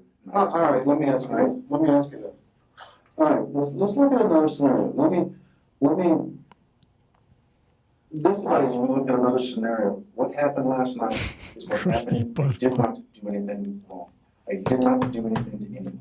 And Jeff, I'm convinced that is not exactly what happened, okay? I've seen this lady, okay, like I said, let me give you a different scenario. I've seen this lady. She's extremely attractive. So by different scenario, I mean the same scenario. And not only will it not be different, it'll be the exact same shit I said, because I'm already going to circle back to like, guess what, dude? She was attractive. Her jugs were off the chain. Do you want a slice of this puss pie? That's not new. I don't want this cookie. I just want to get to the beach. I just want to get to the beach. I just want to get to the street. Jeff wasn't looking for sexual assault. He just wanted to get to the lake. He had a fucking half a bag of Iron Kids bread, and he was looking for ducks. How dare you? You look at Jeff there with his flip-flops, his black socks, his basketball shorts, t-shirt, and half a bag of Iron Kids bread, just looking for a mallard, and you see a rapist? Shame on you. For shame. For shame. The fact that he's serving 4 centuries is a travesty of justice. Okay. As you're walking through the two houses, do you see anybody in the window? I'm not looking in the windows. I didn't see anyone. I was looking straight at the ground, officer. Between the two houses, you're asking me if I saw anyone? Saw no one. I was looking at 2 black sock covered feet slid into a pair of dollar store flip-flops. Looking in the dark. At this point, I'm not saying you're looking in the windows. I wasn't even walking next. The house I was walking next to. I wasn't didn't even have walking. Windows on that I side. was floating. okay, I know. Remember, I know the answers to my questions. I understand. All right. How far apart are these houses? I didn't measure them. I don't know. I didn't measure them. Measure. Ooh. I wasn't looking for treasure. I didn't measure, and it was not my pleasure to be there. I was trying to get to the street from the lake. No measurements taken. Not very far. From fucking Your standard Michigan? house, they're closer than your standard house. Yes, unless you know the old side of town where they're really close to each other. The house I was walking next to didn't even have windows on that side of the house. There were 2 houses, right? So just point out the one that you weren't skulking and trying to get horned up over. Right. I would do that too. Like if I was walking between an incredibly sexy lady and an incredibly fat, disgusting slob, like at a beach, and Chris is like, "Who are you looking at?" I wouldn't be like, "This guy doesn't even have tits. Why would I look at him?" Look at his hairy ass. I'm looking at that. Come on, babe. And then we go hit the surf. Come on. All right? The house over there had windows. I didn't walk next to the. This video needs a super cut of like how many times he's hit his knees, like auto-tuned to like Africa by Toto. Just a thought. Windows, I walked over here. I'm not glaring or looking in anybody's windows. I walked in the way and I was walking up to the road. That's that. But that's not that. That's not that. You know, You're sitting there trying to convince me I did something wrong, and I didn't do anything wrong. Like at this point, fucking Jeff is powered by a fan and he's like a tube sock. Like Wacky inflatable tube like band. put a like 0 down and 90-day financing on his shirt and put him in front of a fucking car dealership as he's being interrogated, and you can kill 2, maybe 3 birds with one stone. Larry, you did not do anything wrong. I understand. All right. here's the bottom line. I didn't do anything wrong. That's the bottom line. That's not the Not bottom the Burn. bottom line. I didn't do anything to anyone. Period. I didn't.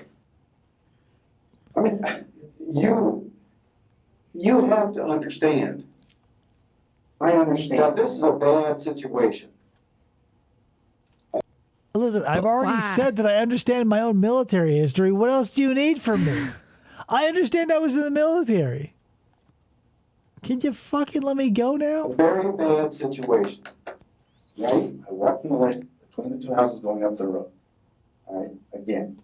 If Again. I'm over the spillway, I wouldn't even walk between those 2 houses. I would walk further down and walk up. At some point in time, I'm sure I would walk between the 2 houses somewhere to get up from that lake.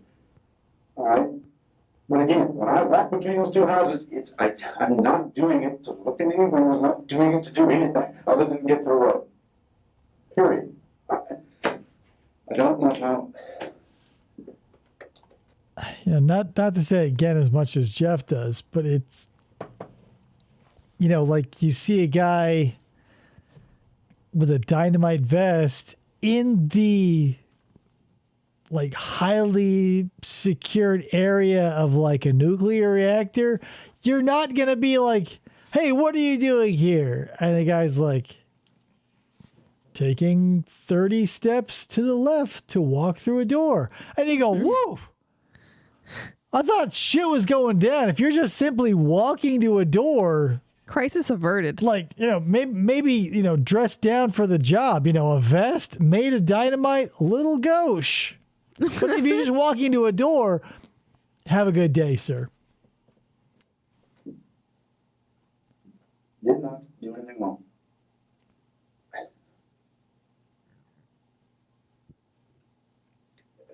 I just, you know,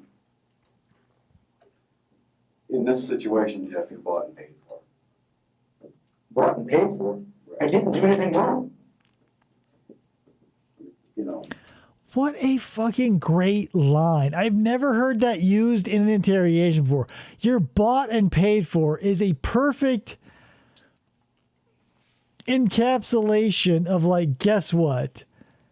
You're fucked. You're fucked. Like, that's the thing is like, I can't think of a better way to say you have sealed your own fate. But again, it's lost on Jeff because he's like, what do you mean? Like, I wasn't doing anything. It's little moments like that go unnoticed by most people. But like in a movie, if someone said that, you'd be like, oh yeah, fucking burn. Mm-hmm. Oh, you drop the mic and walk out of the interrogation room. But since he's Jeff's such a fucking idiot, he's like, bought and paid for? What? It's like watching a smart movie with a dumb friend. You're just too much. Too much. You are the living end, Jeff. You know what? I always thought you were a zany guy, but this whole sexual assault kick you're on, you are just too much. Because everyone else. Little drum solo in the crotch area. Ulterior motives or ulterior means or anything like that. Neither say something that isn't generic white decon. Neither this gal would have just assumed if Jeff Pelo never come into her life. I wasn't in that Dave Z. I don't even know if that ever. Not to bring up lolcows again for the 40th time this episode, but he's doing it. The thing that a lot of like bald lolcows do is like do a lot of facial and scalp preening. Like Cyrax is always slicking back hair he doesn't have. King Cobra is always got those 8 or 10 hairs up there that he's dealing with. And Jeff knows that there's nothing up top to fuck with, so he's constantly having to like brush rub those eyebrows. bushy juice man eyebrows. And not for nothing, when someone is like hysterically rubbing their eyes like this, it just screams innocence. That's why I'm on board with Decon's theory that this guy is completely innocent of all charges. Yes, I can't even tell you which house she was in. All right, I don't know. It's a 50-50 chance. Yeah. Wouldn't be that hard. Oh, what car he went to. I didn't ask him, I didn't inquire. He came to your car. And you know that. Whoever that lady called on was not me. I do not go between those houses prior to the time I walked from the lake it up. Do you think she called on Zemer? Whatever she's saying. True, Cyrus is in jail though. Oh my God. Okay, so really quick diversion. Talk about Cyrax. He was in jail, yes. And what's hilarious is if you are in this community as an observer, I'm not a troll, if you are an observer in this community, the levels at which information filters are hilarious. Because he was arrested the 25th. 5th? Yeah. Okay. Because we watched the video the next day. Right. He was arrested the 25th and bailed within a day or two. Yeah. Right, so he was out and back on YouTube/Facebook immediately. But here we are. Today is June 30th, 5 days after the whole thing went down. And I'm watching videos where dudes are like, I don't know if he got bail. He might still be in jail. I don't fucking know, man. And I'm not even interested in, invested in the situation. And I know what's going on. I'm not even monetized. And I know that Cyrax is out of jail. The video was crazy. And I have mixed opinions on the whole thing. Here's the thing. If we want to get into it deeply, one day we can. I am torn. I don't like trolls. I also don't like lolcows. So we're somewhere in the middle. Shaman probably did post something because he's a big follower of Cyrax because he's like, I think I brought this up to not to Decon, where like Baked Salmon has this terrible Lord impression. Base Shaman has this terrible Cyrax impression. Everybody who follows somebody does a shitty impression of them. And that's just it with him too, is like, oh my God. I mean, we get into it one day. Today is not that day. We got Jeff. It was not me. I have no idea what her allegation is. I have no idea what she's saying, but it was not me. Despite having no idea of what's going on, I can promise you. Wasn't me. That's the problem, Jeff, is like you don't know what she said. And she, like, here's the thing, like, two of his victims, like, was able to describe him to a T. I'm sure. So the fact that he was like, I don't know what they said, but it wasn't me. And they're like, what they said was exactly your height, your weight, your description, your lack of hair. Your face, because you know he didn't wear anything on his head. Like a mask. In this instance, I don't think so. But in the other ones, he did wear a mask. He wore a ski mask, but he was in the house by then, so I don't know. But that's the thing. What's so weird is like his ritual was the mask, the cleaning, the removal of the DNA, like the highly orchestrated procedure to get rid of evidence. His downfall, it would be as if like a like Diabolic, right? If you're an MST3K fan, like if every other job where you were trying to steal millions upon millions of dollars, you wore a Kevlar suit that was form fit, that did not leave any evidence behind. It was just like cut the eye holes and it did everything. And it was like the perfect thing that did everything you wanted. Mm-hmm.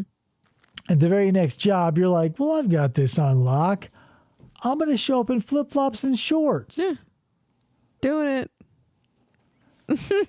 Like if Batman got so comfortable, he just showed up in like a Gotham City gym tank top and like a pair of, like cycling shorts, and he wore like a bandana. And he's like, I'm Batman, but I'm Batman. I'm laid back, Batman. I'm chill about it. Yeah. All right. It wasn't me. I know that's what you're saying. I know that's what you're saying. I know that's what you're saying. I didn't. But even besides the two people that we have sitting, and one of them being your own, you're even telling me nobody else was there. Huh. Did you? I didn't see anybody else. I'm not going to sit here and nitpick everything. I didn't see anybody else. If I were accused of, a horrifying crime against another human, I'd probably sit and nitpick things. Yeah. Like if someone were like, hey, I think you're a rapist, I'd be like, whoa, let's check the timeline and start nitpicking. I wouldn't be like, hey, that's your opinion, brah. I'm not here to nitpick anything. Can I go? Yeah, this isn't the time of like, hey, man, agree to disagree in peace, brother. Like, I'll see you with the... No, you're... Like, look where you are, Jeff. Look at that chair. Look at that depressing chair that you're sitting next to. How many guilty farts have passed through that one and the one you're sitting in right now? That's just his chair from his desk. Read the room. No, they didn't pull his chair in here. I didn't see anybody else. Again, It's funny there's no table. You've heard this before. Like there's no like... In an interrogation room, a lot of the ones we've seen, there's been a table in between them. That's another part of the revolving set of details that go from municipality to municipality. I don't know if I would, like if I were in that situation, if I would want the table. But because personally, I want to see the full picture of the reaction. Well, that's fine. You can move yourself around it. But no, I mean, like, I wouldn't want a table at all because that's an anchor point for someone to get to.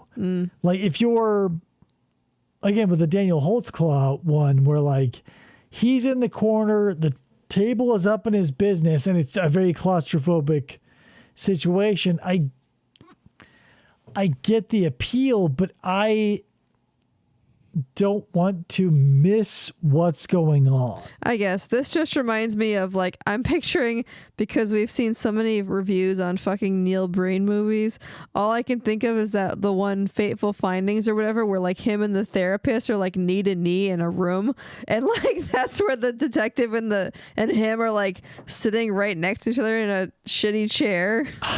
It's a bizarre pull, but I get it. But it can, like anything gets a nerd, but it can't be a hindrance or a help, because like with Stephen McDaniels, when creaky chair detective tries to get up in his face, he only has so much real estate because Stephen is locked on that table. So the detective has 30 degrees worth of real estate to squeeze in there. I would much rather, like a Grant Amato, like he had the whole table between him and, so there's like a buffer. I'd rather be there with the ability to get up in someone's genitals if need be, because closing that space, in addition to the underutilized technique of silence, whatever. I like playing the long game. But I'm going to tell you, because I know from the amount of interviews I've done and the amount of interviews you've done that, and there's no doubt in my mind, there's a hole burning through your chest. I didn't do anything wrong. I mean, you can sit here and say whatever you want. I did not do anything wrong. Another funny thing that happens in these situations is like, I don't know if this is a human thing or a guilty thing or whatever, but I only have a basis of guilty people. So when they say, on your heart, or they say, look at your hands or whatever, like your hands, whenever they make reference of a part of the body, if you're guilty, because Russell Williams does this too. When they say, Jim Smith's like, we want to take an impression of your shoes for, tracks, or we're going to look for blood or whatever. And he looks down at them. Maybe it's just I don't know how I feel about that, because like, I think that's just an automatic thing. You mentioned something. I think it's an automatic thing, but I think the second half that gets overblown in this situation is like, well, they're looking for blood or evidence. Like when you point at a part of the body and they say, well, someone was killed with a gun or a knife or whatever, that person would have been covered in blood. It can be as simple as that when they go, the person would have been covered in blood. And the implication is there, and their eyes drift to the spots that they remember blood being on them. That could be. That is a little more damning than like, your hands or a mention of a specific body part. I think that's what happened here, is like Jeff is looking at himself for the evidence of the implication, but it's so light. I don't even think the detective was implying anything. No. The guilt is there, and he's going, well, obviously, look, there's no evidence. No blood. There's no...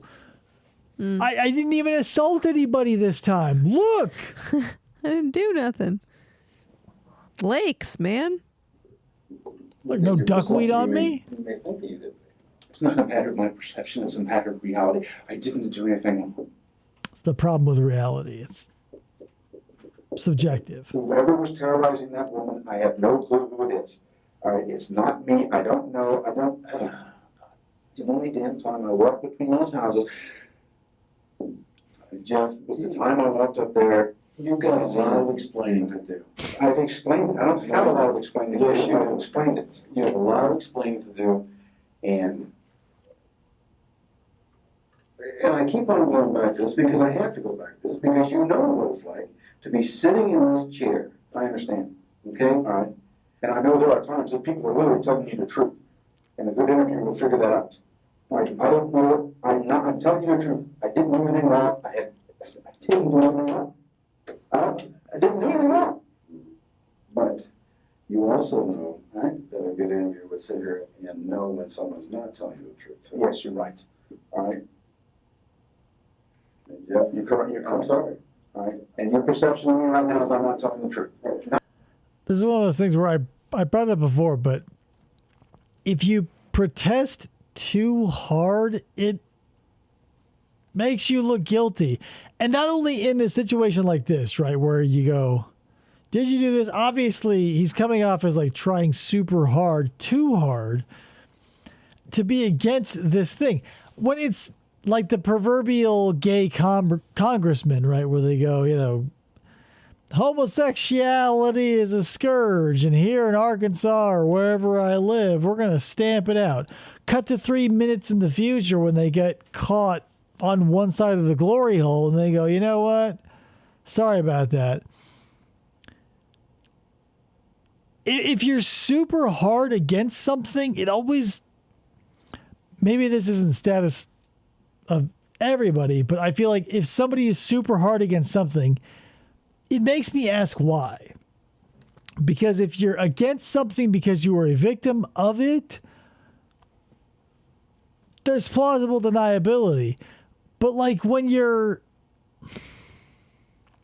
I mean, you get what I'm saying here, right? When you're so against a thing that it's like unreasonable how much you hate this thing despite it having zero impact, hypothetically,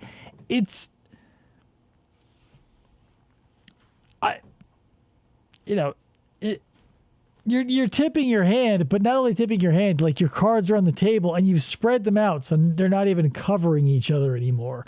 Like all the cards are available, you're looking at them, and despite the fact that the mouth above the cards is saying, I've got a straight flush, it's like an ace, a two, a jack, and like a rules to poker card. Not just because you're sitting here telling me that you didn't do it. It's because we've got a whole host of other things that says you did. And that's what you're dealing with. Evidence. I didn't do anything wrong. And you understand. I didn't do anything to anyone. Period. I don't know. I didn't do anything to anyone. Period. Period. I didn't do anything to anyone. And you're gonna have, you know that the best places to clear things up are right here. Yes, you're right. There's nothing to clear up. Why are we here then, Jeff? There's nothing to clear up.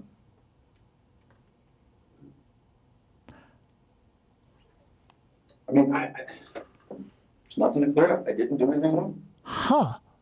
I didn't do anything to anyone at any time.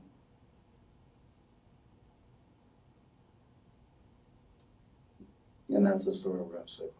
It's not the story, it's the truth. It's the story.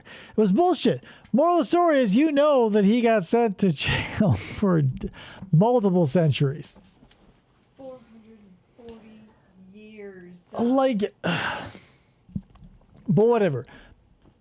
This was something I wanted to get to because it illustrates a couple of things. No matter how much training you get, if you're stupid, you're stupid. Like, intelligence is such an ethereal quality because Jeff here could have aced every police test and like been the best shooter or like the best detective or whatever he could have been the best at. Those skills don't transfer. And I think as a society or as a species, we need to realize that we cannot. Let me liken it to this. It's a currency exchange where like every country has their own currency and they're worth different amounts in different parts of the world. So let's say that Jeff is really capable and valuable in rubles, right? You go, whoa, this guy's worth a lot of rubles. And in that ecosystem, in that society, you go, dude's got the shit on lock.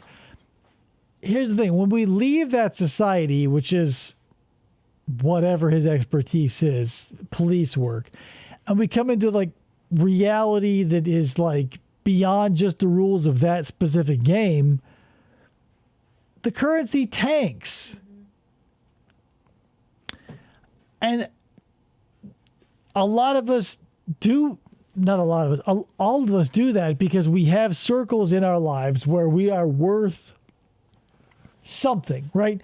Like maybe you're in a job and you do a very specific thing and you have a value, or you're part of a family that carries a certain amount of responsibility. You're always going to have these things.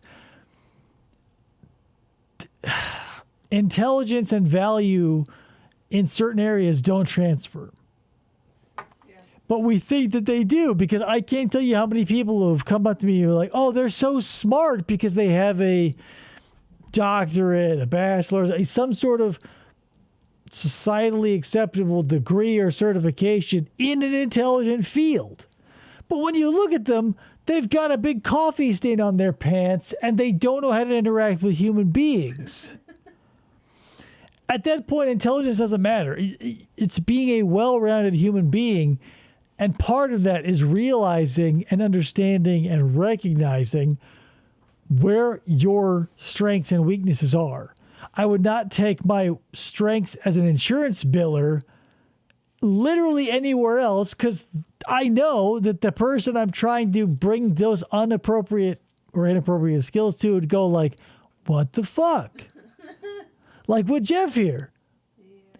He tries to bring bullshit to a legitimate party, and the detective goes, we don't take bullshit. This is the country of Legitistan, not Bullshitistan. Or, yeah, whatever. It doesn't matter. You cannot bring... That's the thing. But we all do it with intelligence or whatever. I can't... A lot of people in my life would go, oh yeah, he or she, they're a great guy, except for blah, blah, blah. That except for sort of negates the first part. So in high school, one of these, kids that I went to school with was like the edgy kid who carried a guitar that was in a guitar case that was shaped like a coffin. And it was just a fucking punk ass bitch who was always angry, who stood for nothing except for being a bitch. And I had a friend who was friendly with that person, and like it was hot on the heels of this person with the guitar case punching a wall and breaking several of their metatarsals due to an angry reaction of a non-consequential event, where my friend at that point goes, he's a nice guy. It's just his rage takes over and he broke his hand. And I go, what did you just say to me? This person is a nice guy, save for when their rage takes them over and they perform violent acts. So is the sandwich I'm about to eat totally dry, but it spent a few hours at the bottom of the ocean?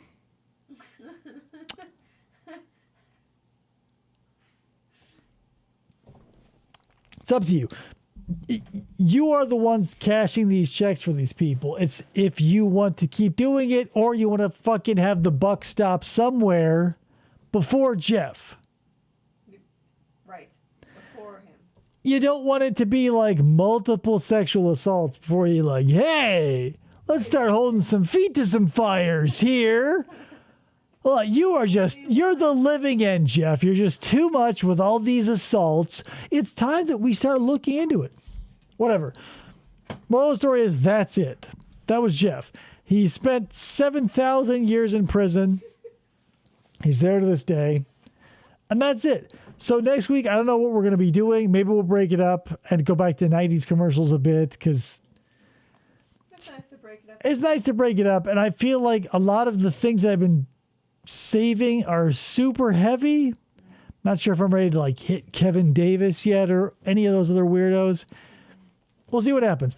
Anyway, guys, thank you for showing up. Thanks for watching all of this and sitting through as much of it as you did. I appreciate it. If you've got a case or there's some interrogation footage out there you think we should get at, let me know, because I mean, it's an infinite ocean out there, but some cases, personally, like there are cases out there I don't give a shit about. Gabby Petito, Alec Murdaugh, don't give a fuck. Don't know why, just don't care. Can't.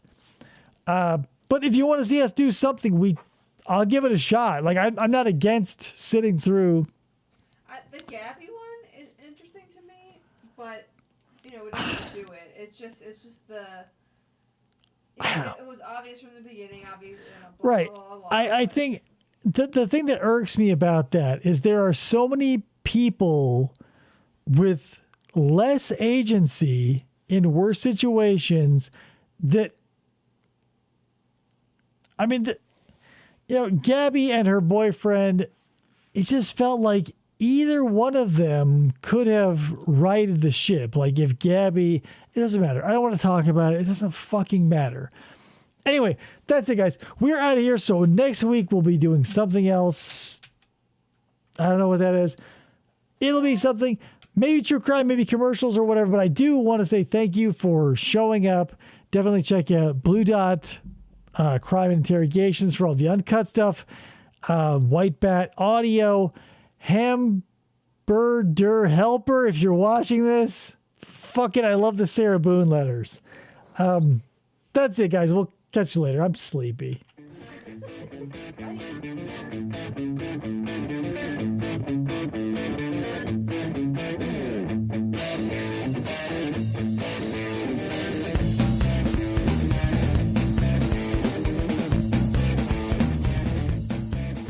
Or they try to.